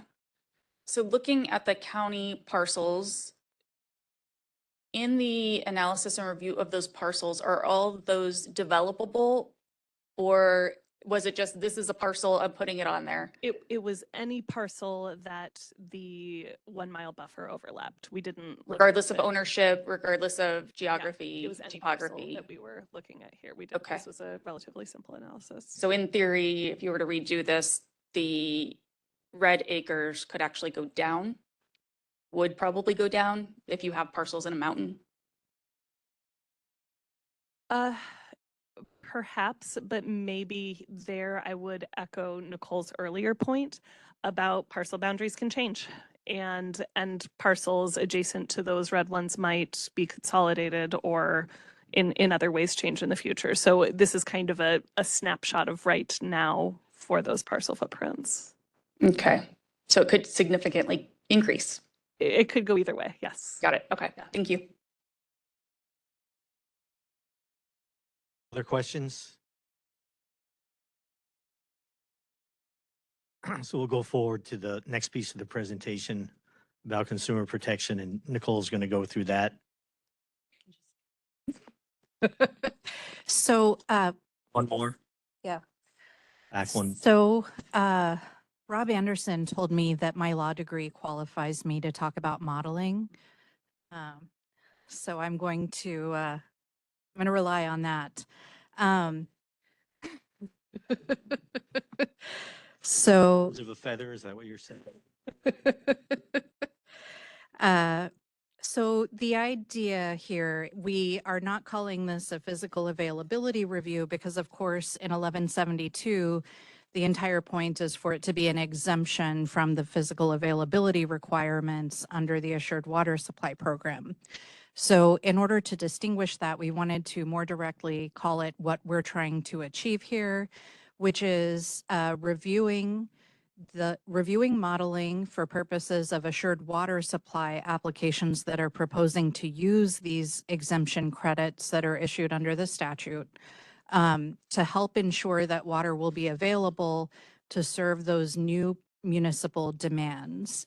And again, if we look back at what the intent of the legislation is, it's to incentivize the conversion of agricultural lands to municipal lands in a way that would result in less water use and an overall benefit to the aquifer. And when we do that, we're doing that. This was targeted originally at the Phoenix and Pinal AMAs, which have modeling issues. Let's just call it that. But essentially, the current Phoenix and Pinal models are not sufficient to satisfy the physical availability requirements as a whole for those AMAs.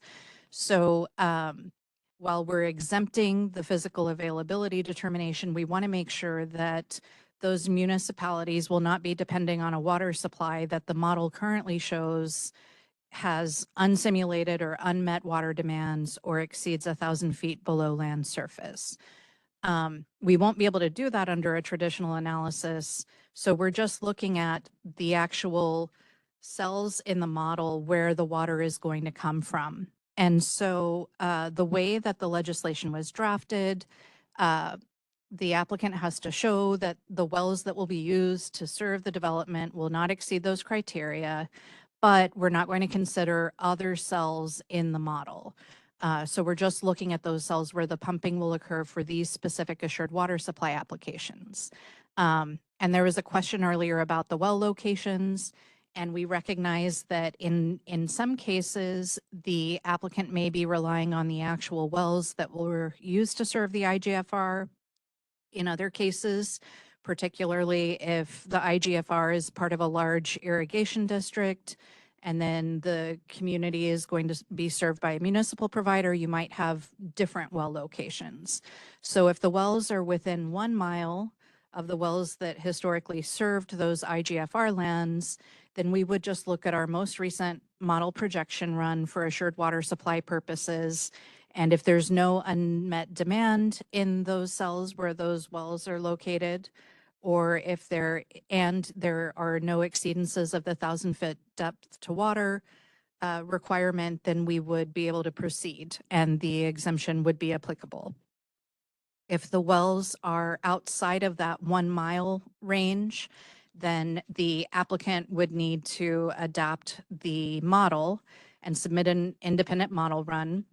Additionally, there may be cases where there is an exceedance of 1,000 feet or there is unmet demand in the model cells associated with those IGFR lands, particularly if you had an IGFR that was using a lot of water, that the applicant may be able to also submit a model that shows with the actual pumping that would be associated with that development, they'll be able to, protect consumers. And so that's what 1172 incorporated. However, we realized that when we get these applicant submitted model runs, whether that's because of different well locations or different pumping volumes, we have a pattern and practice in the Assured Water Supply Program, which is appropriate in that program where we're doing a full scale of a physical availability review of sometimes moving pumping around, redistributing pumping,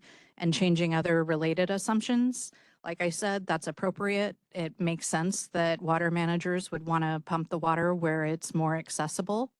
And we have a specific policy statement that describes how best to do that.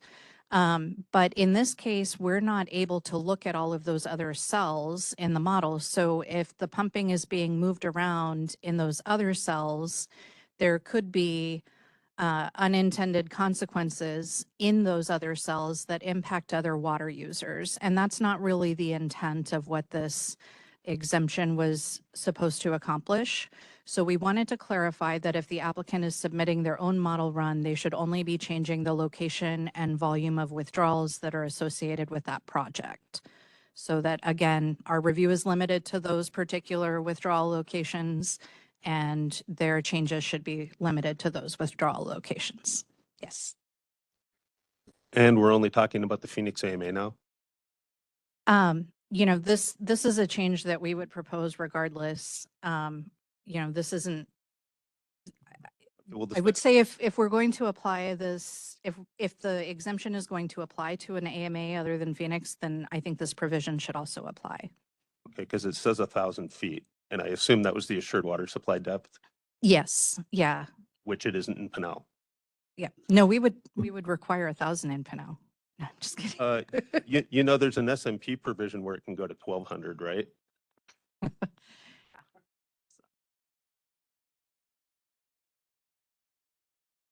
Questions or comments for Nicole on that presentation? Oh, Or you've I got did, other I slides? did have one other slide, and I just wanted to clarify for everyone's benefit, a timing issue about when these reviews occur. So certainly, we would not want someone to relinquish their right, because it's a permanent relinquishment, if they are, if their land is sitting on one of those cells with unmet water demand, or, you know, it's pumping down to 1,500 or 2,000 feet below land surface, where even changing their pumping volume may or may not have any benefit. So we certainly wanted to incorporate that part of the review in the initial relinquishment process. And then if we determine that they can actually qualify for the exemption to be applied to assured water supply, we would include that in the determination at the time of relinquishment. That would be valid for 2 years. After 2 years, then we would have to conduct that consumer protection review at the time of the assured water supply application submittal. So.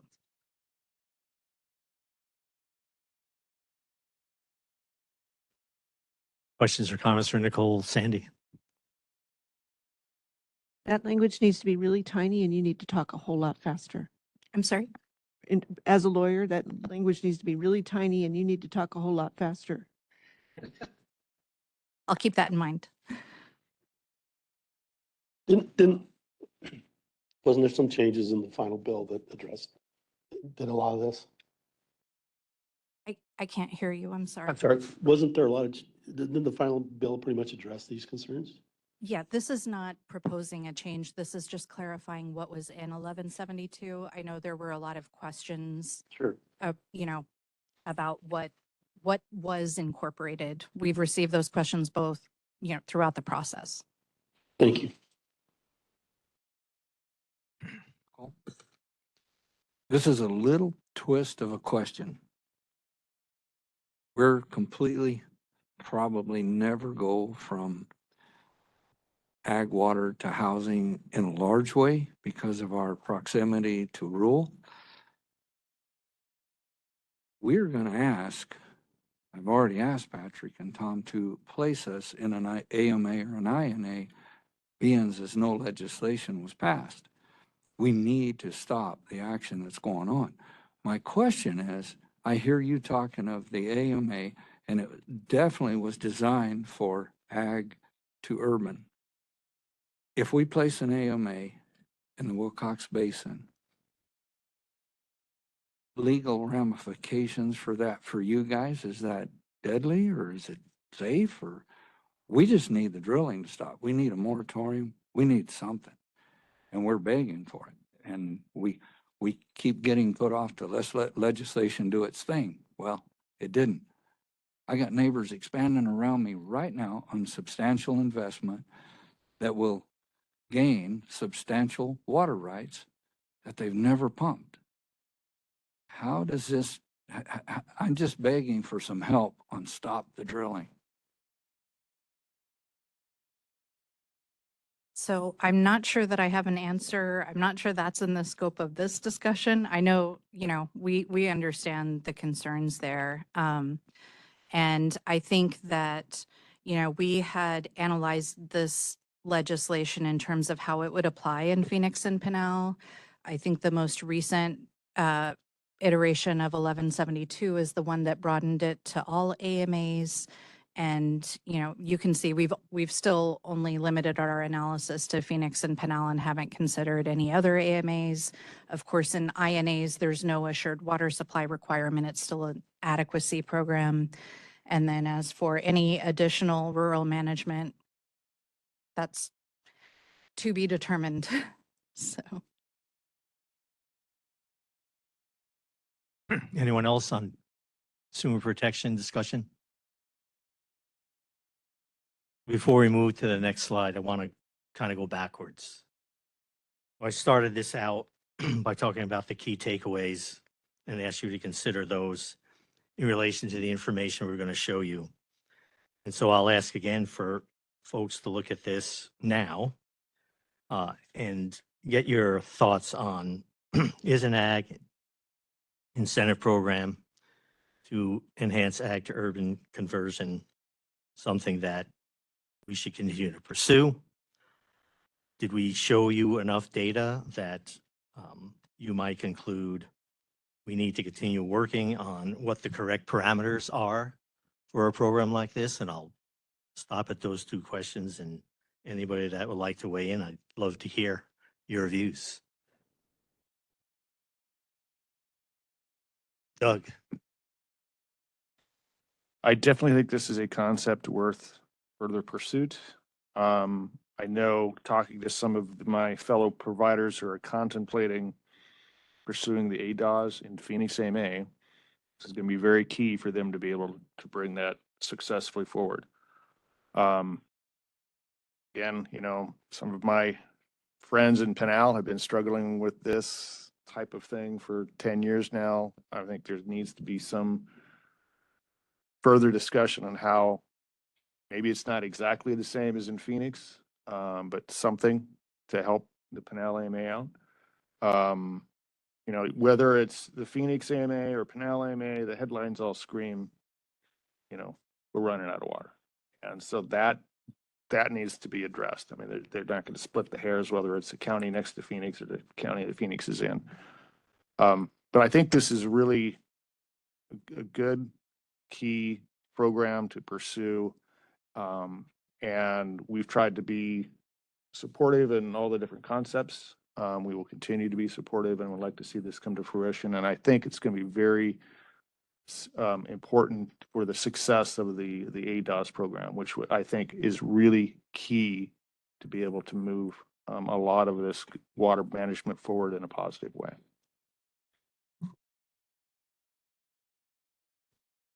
Rob. Can I ask for clarification of one point? I missed this. And then I'd like to just make some general comments. I just wanted to be sure that when we're talking about eligible acres to the extent they're not irrigation grandfathered acreage, that those acres aren't entitled to anything other than what's being moved over from irrigation acres. So in other words, if you have 50 irrigation acres that get 2.0 and you add on another 50 acres, the whole thing still only gets 100 acre feet, right? We're not talking about 2 acre feet being applied to these desert lands that have no right, correct? Am I right about that? Well, not for assured water supply just for assured water supply purposes. Just for assured water supply Yeah, purposes. so the other lands could be converted to other uses.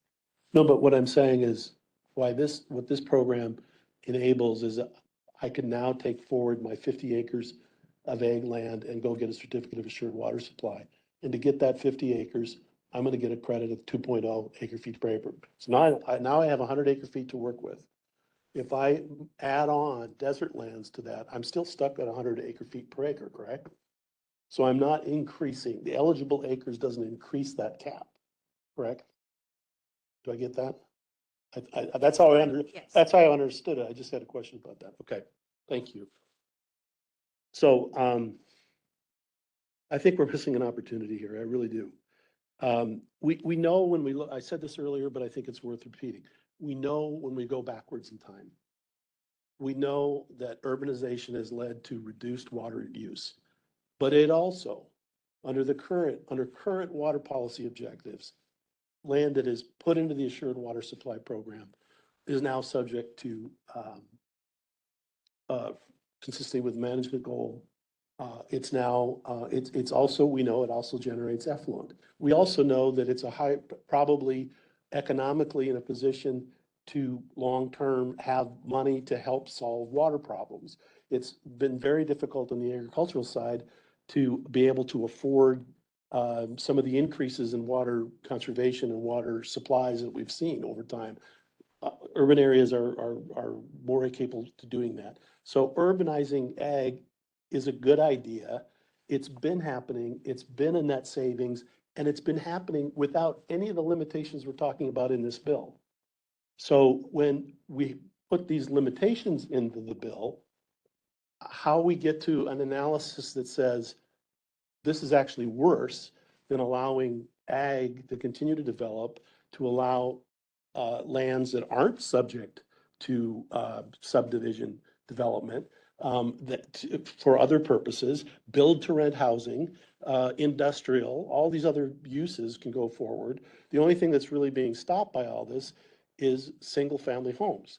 And it's sort of important to come back to this point is what we're trying to do is build single family for sale housing, owner occupied housing. That's not a bad thing. That's a good thing. So I go back and I say, is this a good idea? This is a good idea. And we seem to be getting lost in the details.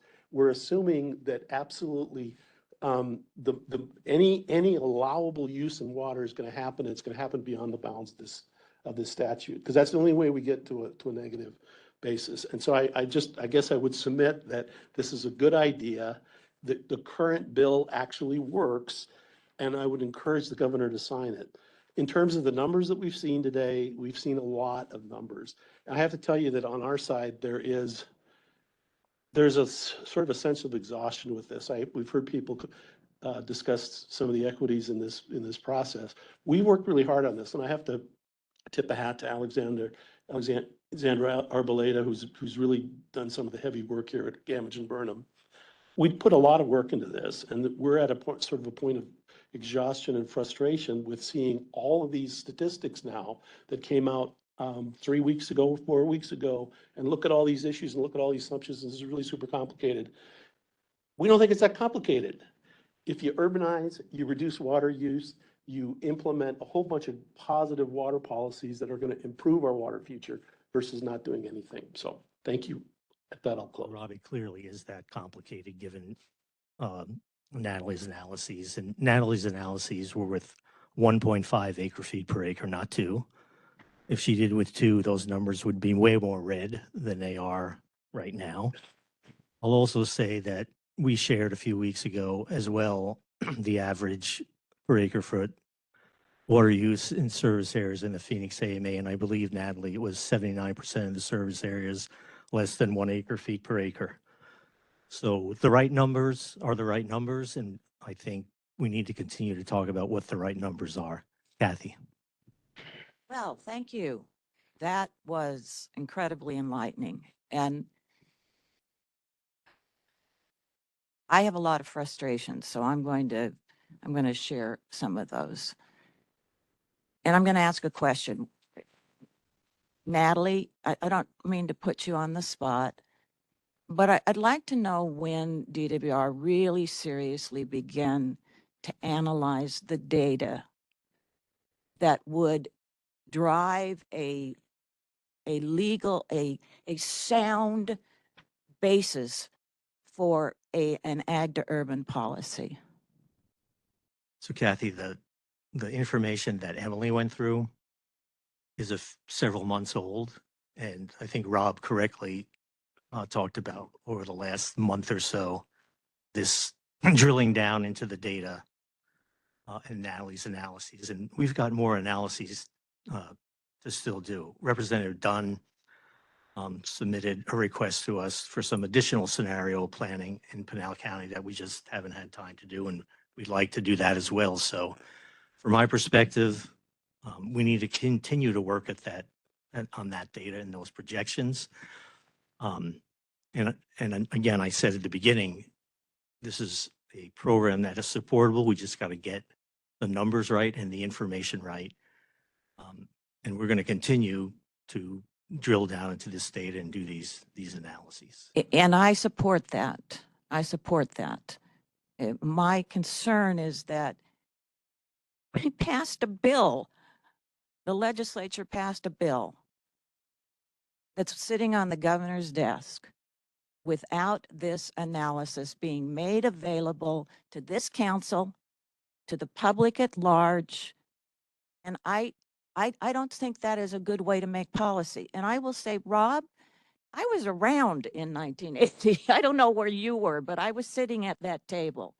And it wasn't the purpose of the Groundwater Management Act was to reduce groundwater withdrawals. It was to control over pumping of groundwater and stop the mining of groundwater in the AMAs. It was not to get rid of agriculture. It was not to convert agriculture to urban use. And in fact, that Wes Steiner counseled the commission that you'd have to get rid of 300,000 acres of ag land in the Phoenix AMA and bring in CAP water just to barely make it. So it isn't about growing on ag land and converting that water. It's about sustainable use of our groundwater supplies. And I, for one, feel like we need more data analysis from the department. We need more of this transparency and this open discussion of this issue. Yes, it may be a great idea, but we shouldn't do it because it's expedient or somebody has to get a loan signed or whatever the reasons are. And I personally want to see language. Frankly, I had very strong concerns about language in the bill that I expressed, and people told me, oh, no, it doesn't mean that. I said, well, look what it says. Look what it says about you can use the water on anything within 1 mile, but if a little parcel touches that 1 mile, then you can move it over here. Oh, no, it doesn't mean that. It's 1 mile. So I'm just saying, this is long overdue, this discussion, and I'm happy to continue talking about it. Thank you. And Kathy, we definitely, as we started drilling down into this issue and these scenarios that Natalie shared, started to make that information available. And obviously, we wanted to have this meeting there today to share this level of detail with the council. And as we continue to do more of these scenarios that we talked about, whether it's in this forum or some other stakeholder forum to develop this more, I think we need to continue to pursue this program. And again, we did throw a lot of data at you, but it was in part to show the range of potential benefit that you could create or the lack thereof in some cases where we saw red numbers. And I think from my perspective, we need to keep working on this. We shouldn't give up on this program because it can create multiple water policy benefits that some of those have been talked about today. Sharon. Thank you, Tom. I've heard a lot of great comments and feedback, and I think that the sentiment amongst everybody that I've heard talk is continue the conversation, that it's worth it. And so I think when we're looking at this and the analysis that Natalie and others have presented, it's easy to poke holes because we're sitting here and we haven't had the benefit of going through the data and sifting and spending the time. And so I can look at a map and say, well, there's a mountain there with a parcel on it. Why would you develop that? But ADWR should not be minimized or discouraged by the feedback. I think it's excellent, and I appreciate very much all of the work that you've done in a very short amount of time to get to this point. I think it shows that there is something there. We're not there yet, clearly, but there is something there, and we have to think long-term, long-range planning. We can't be short-sighted. We got to think about the end goal and the assured and adequate water supply programs. They're a consumer advocacy program. That's how I see them. That's how I've learned them.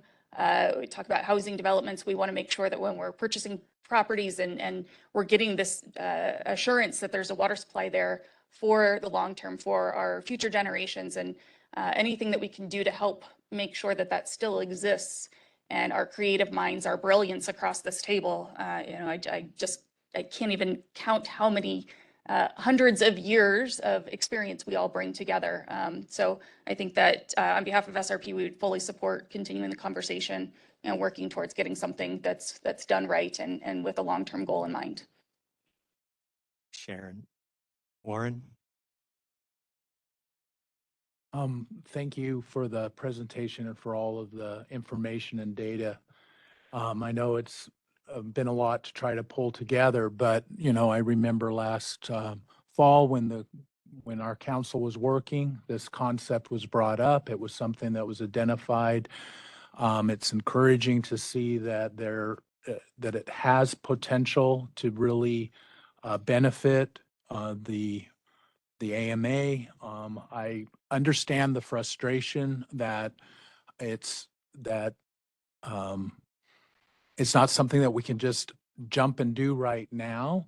I thought with the original information that we had that we were, that we were close, but clearly this new data is something that we can't ignore. It is important to go through the details because right now, as the director pointed out, we're dealing in a era of limits. I'd like to add that it's an era also of uncertainty, particularly when it comes to the Colorado River and where we will be after 2027. And it's clear that there's going to be less Colorado River water. That's going to put a lot more pressure on our aquifer going forward. And therefore, we got to get this right. And that was something that was mentioned all during the meetings that were held on working on this, is we have to get this right. And so we have this new information that makes it clear that we have to work a little harder on the details.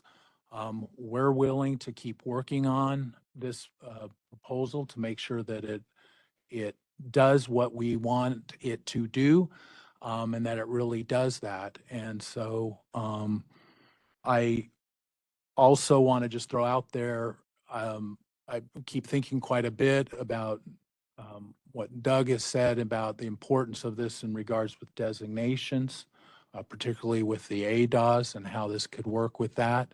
And perhaps that's something that we need to even hone in on a little bit more in how to find a path forward for this to make sure that there is a real strong connection where it would work with designations or the alternative designation concept.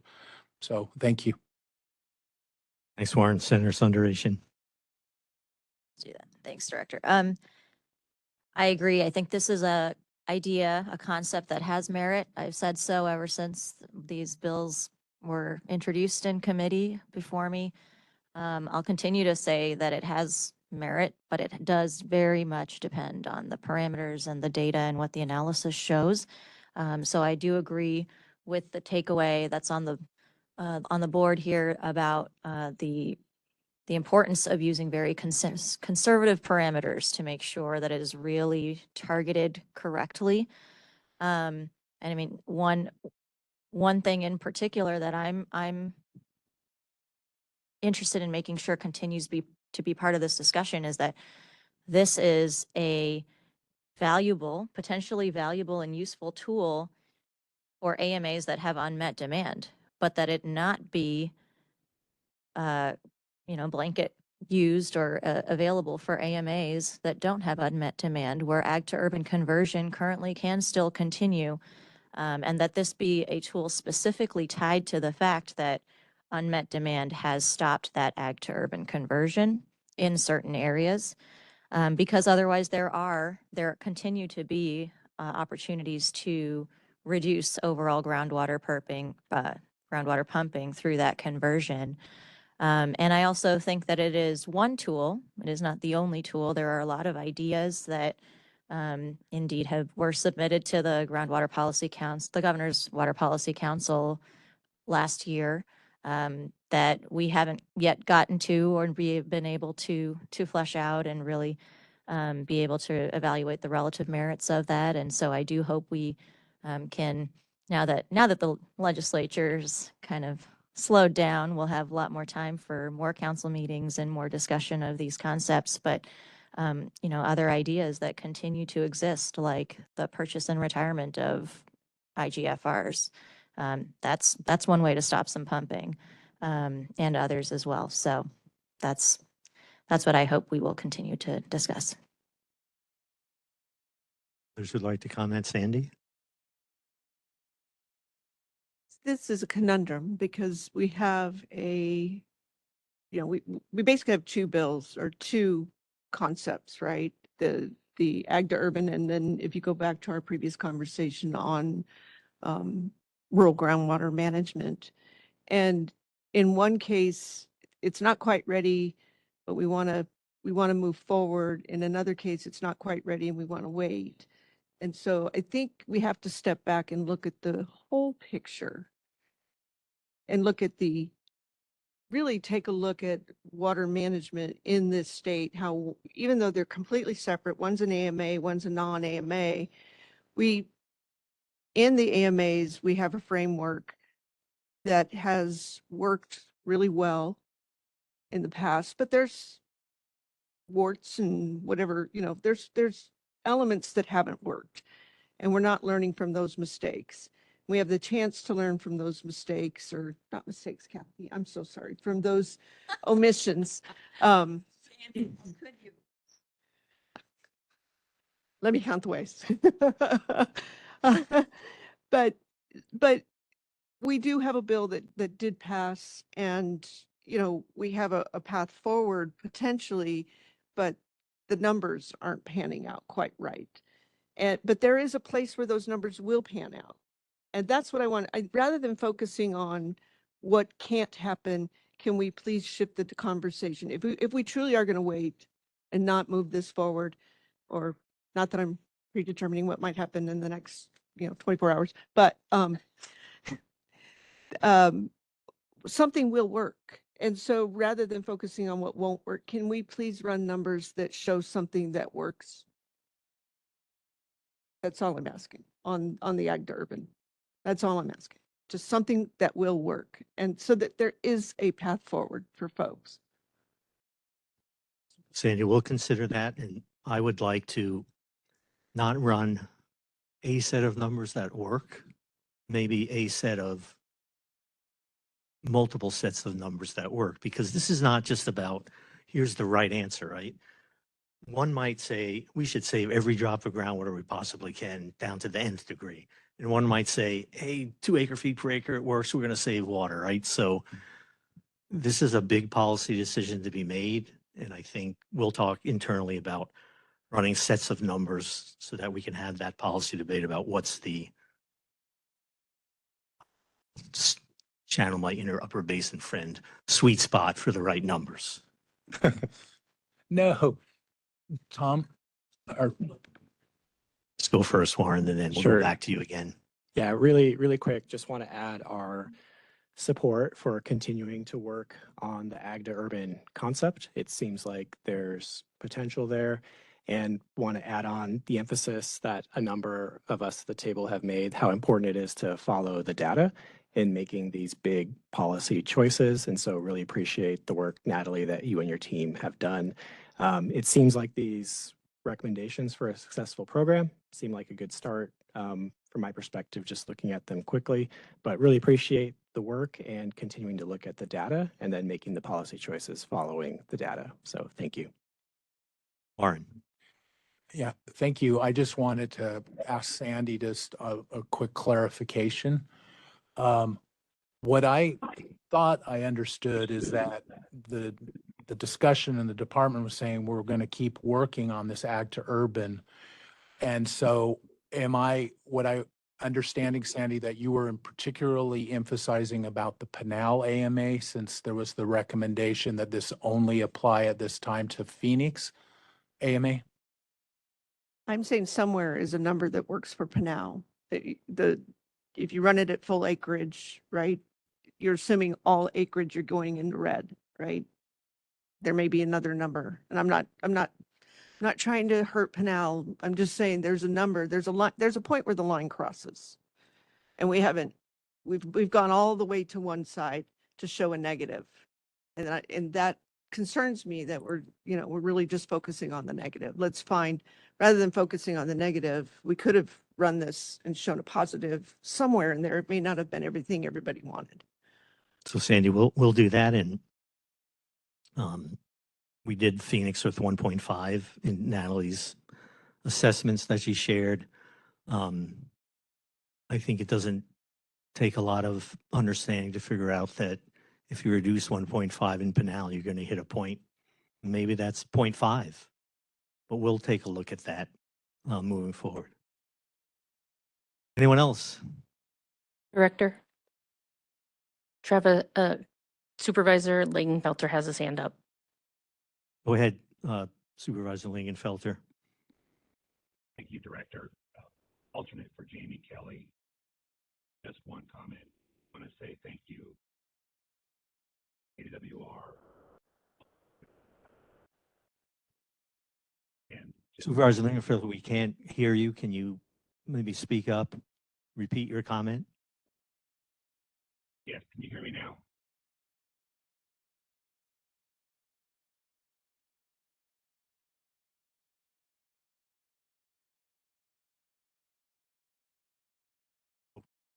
Director, can you hear me now? Supervisor. Just one comment. I hope you can hear me. But as we continue to move forward, not forget the rural. It just seems from rural that been left in the dust for many legislative sessions. I'd like to be a part of a complete package that solves all of water issues in. Supervisor, I think what you said is you want to not lose sight of the need to move forward on rural as well as part of a complete package. Is that correct? Yes, that's correct. Thank you, Director. Clark. Thank you, Tom. We are extremely positive on moving forward with Ag Urban. Believe there's a ton of work that's been involved to it. There is a number of those green dots that are in providers that are looking towards ADOS. So I do feel some urgency on where we can provide clarity to them as they make decisions on how they can either make that work or not, as they build out their water budgets and whatnot. So I just wanted to point that out and second Doug and Warren on that. Thank you. Director Don Pongrace also has his hand up. So I think we have both Don Pongrace and I think Sharon Megdal. Sharon, I'll let you go first.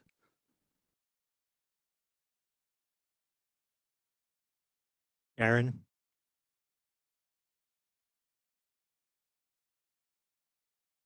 Not hearing you, Sharon. I'll move to Don and then we can come back to you, Sharon.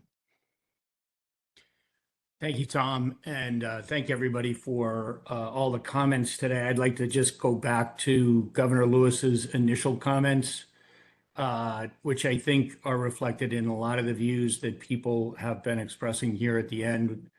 You know, I think the community's view is that it's a very important concept. It's almost essential to be able to move forward to take advantage of this opportunity, but to do it, of course, as everybody said, in a data-driven, transparent way where the numbers actually line up behind the policy choices that are made.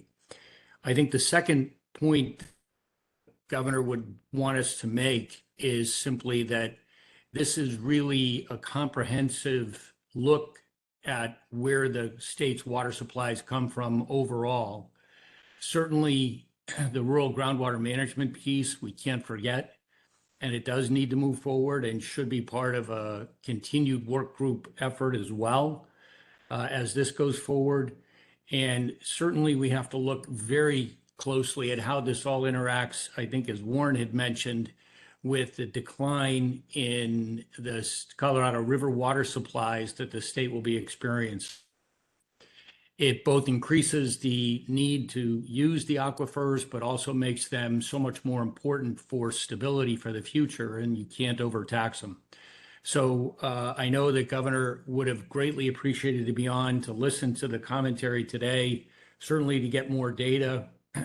Greatly appreciate what the ADWR and the governor's office have been doing to bring this process into the Water Policy Council with a data-driven process, as I think Chairwoman Griffin mentioned, and that's the way to do this. And I'll report back to him. I know he'll be very pleased to see the direction this is going in.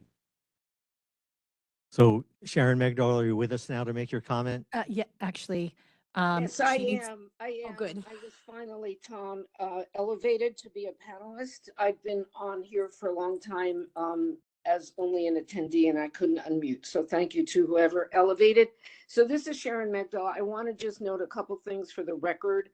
One is that I joined around the time Natalie was starting her presentation. So I just want to note for the record that I've been present through the presentation. And I find it very interesting, and I really would like to take a look at the numbers as to kind of why the conclusions are as they are for Pinal versus Phoenix AMA. And Sandy Fabreitz used the word conundrum. I've talked for a long time about the conundrum of leaky agriculture, that, you know, agriculture leaks a lot of water back into the aquifer. And I don't know if that's behind any of these numbers. I just couldn't follow it. And I don't, you know, I look forward to looking through the slides. Also, for the record, I just want to note that I am not the Sharon who was called upon twice while I've been present. That's Sharon Morris, who clarified she's speaking on behalf of Salt River Project.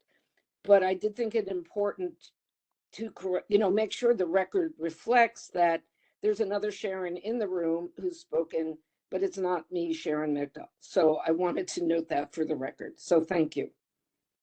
Thanks, Sharon Megdal. Anyone else? Chris? I've been quiet. I have my mother's gift of gab, so I had to say something before the end of the meeting. I would probably echo what's been said. This has been a good meeting. It's been enlightening in a lot of ways. We certainly, I certainly hope, and my members would, that would be continue or be methodical in this process, make sure that we're not knee jerk. One of my board members said that it would be nice to have possibly an economic impact be a part of this effort. And that's particularly in relation to agriculture. Could be devastating depending on how it goes. But just remember that the water that is used for ag is actually used for the consumer. Even in a hay bale, it ends up going towards what we consumers consume. So it's not wasted water. It's not hoarded by ag. And appreciate what Kathy said about, you know, this isn't an effort to urbanize ag lands. It's really just to curtail, try to get away from mining of the groundwater. Thank you. Anyone else? Representative Griffin? I just want to thank everybody for allowing me to be here. Those letters that I gave will be public record so that everybody can see what they are, hopefully. Correct? Okay. We're in a housing crisis, so we do need single-family homes for sale. That seems to be the entity that's being left out. Agriculture, we all like to eat. They produce the food that and the fiber. I do have a copy of all the bills that we did and talking about items that we discussed originally. We did have build to rent. We did talk about Douglas AMA, subsequent AMAs, groundwater modeling, water funding, didn't get any water funding. And many others. I have copies. If anybody would like to have copies, please see me after the meeting. We did a resolution for rural communities and groundwater tools. I do want to thank the governor for signing 9 of my bills. They weren't all water. I do want to thank her for giving positive consideration for the 8 bills that are sitting on her desk. And I'm sorry for the 8 vetoes that I got this year. But we'll continue working on the issues, and we have to come up with win-win scenarios. It's not a win-lose. Win-win scenarios for all of us is what works. And hope she signs 1172. Thank you. Thank you. So since we had trouble hearing Supervisor Lingenfeld 3 sent us a text. So I want to read this into the record, so to speak. And it says, thank you for all of the work from ADWR and the governor's office. Rural has been left behind for several legislative sessions, at least since 2016, since Representative Cobb first introduced rural groundwater legislation. When the Rio Verde water crisis occurred, the legislature jumped on it and solved it quickly. Those of us in rural Arizona would ask for the rural management piece to finally be resolved along with the ag to urban component. So we're heading towards conclusion here. Anyone else before I turn it over to Patrick for final remarks? Seeing none, Patrick. Thank you, Tom, and thank you everyone today for joining us. I want to take it back to where we started this meeting. We have two critical policies that we discussed today that we need to continue to work on. And these policies are not done yet. And I'm really pleased to hear the voices from this council that crave to be a part of the process and find a solution on these, because that is exactly what we are facilitating here today. These are very complex water policies. They have significant impacts, and those impacts propagate out far into the future. So we need to be very sure that we have robust analyses and robust stakeholder discussions and transparency before we move these things forward. And as we continue to work on moving these things forward, we remain committed to advancing these concepts. As Tom said, ag to urban conversion is certainly a policy the state is interested in moving forward, and that we want to do it right. And again, we do not intend to leave rural Arizona behind. This is a key priority for us, and all options, again, remain on the table. So again, I appreciate everyone's attendance today. I appreciate the calls for participation and transparency, because that is exactly what we are starting here today with this process, by widening the tent and ensuring that folks have an opportunity for their voices to be heard and this information and analysis to be shared publicly. So we're looking forward to continuing to having these discussions, continuing to advance and refine these policies so that they can be implemented in the right way, and continue to improve on our water management framework. Thank you. Thanks, Patrick. And there's not much more for me to add other than thanks again to everyone for attending. Thank you for your well thought out comments, and everyone have safe travels.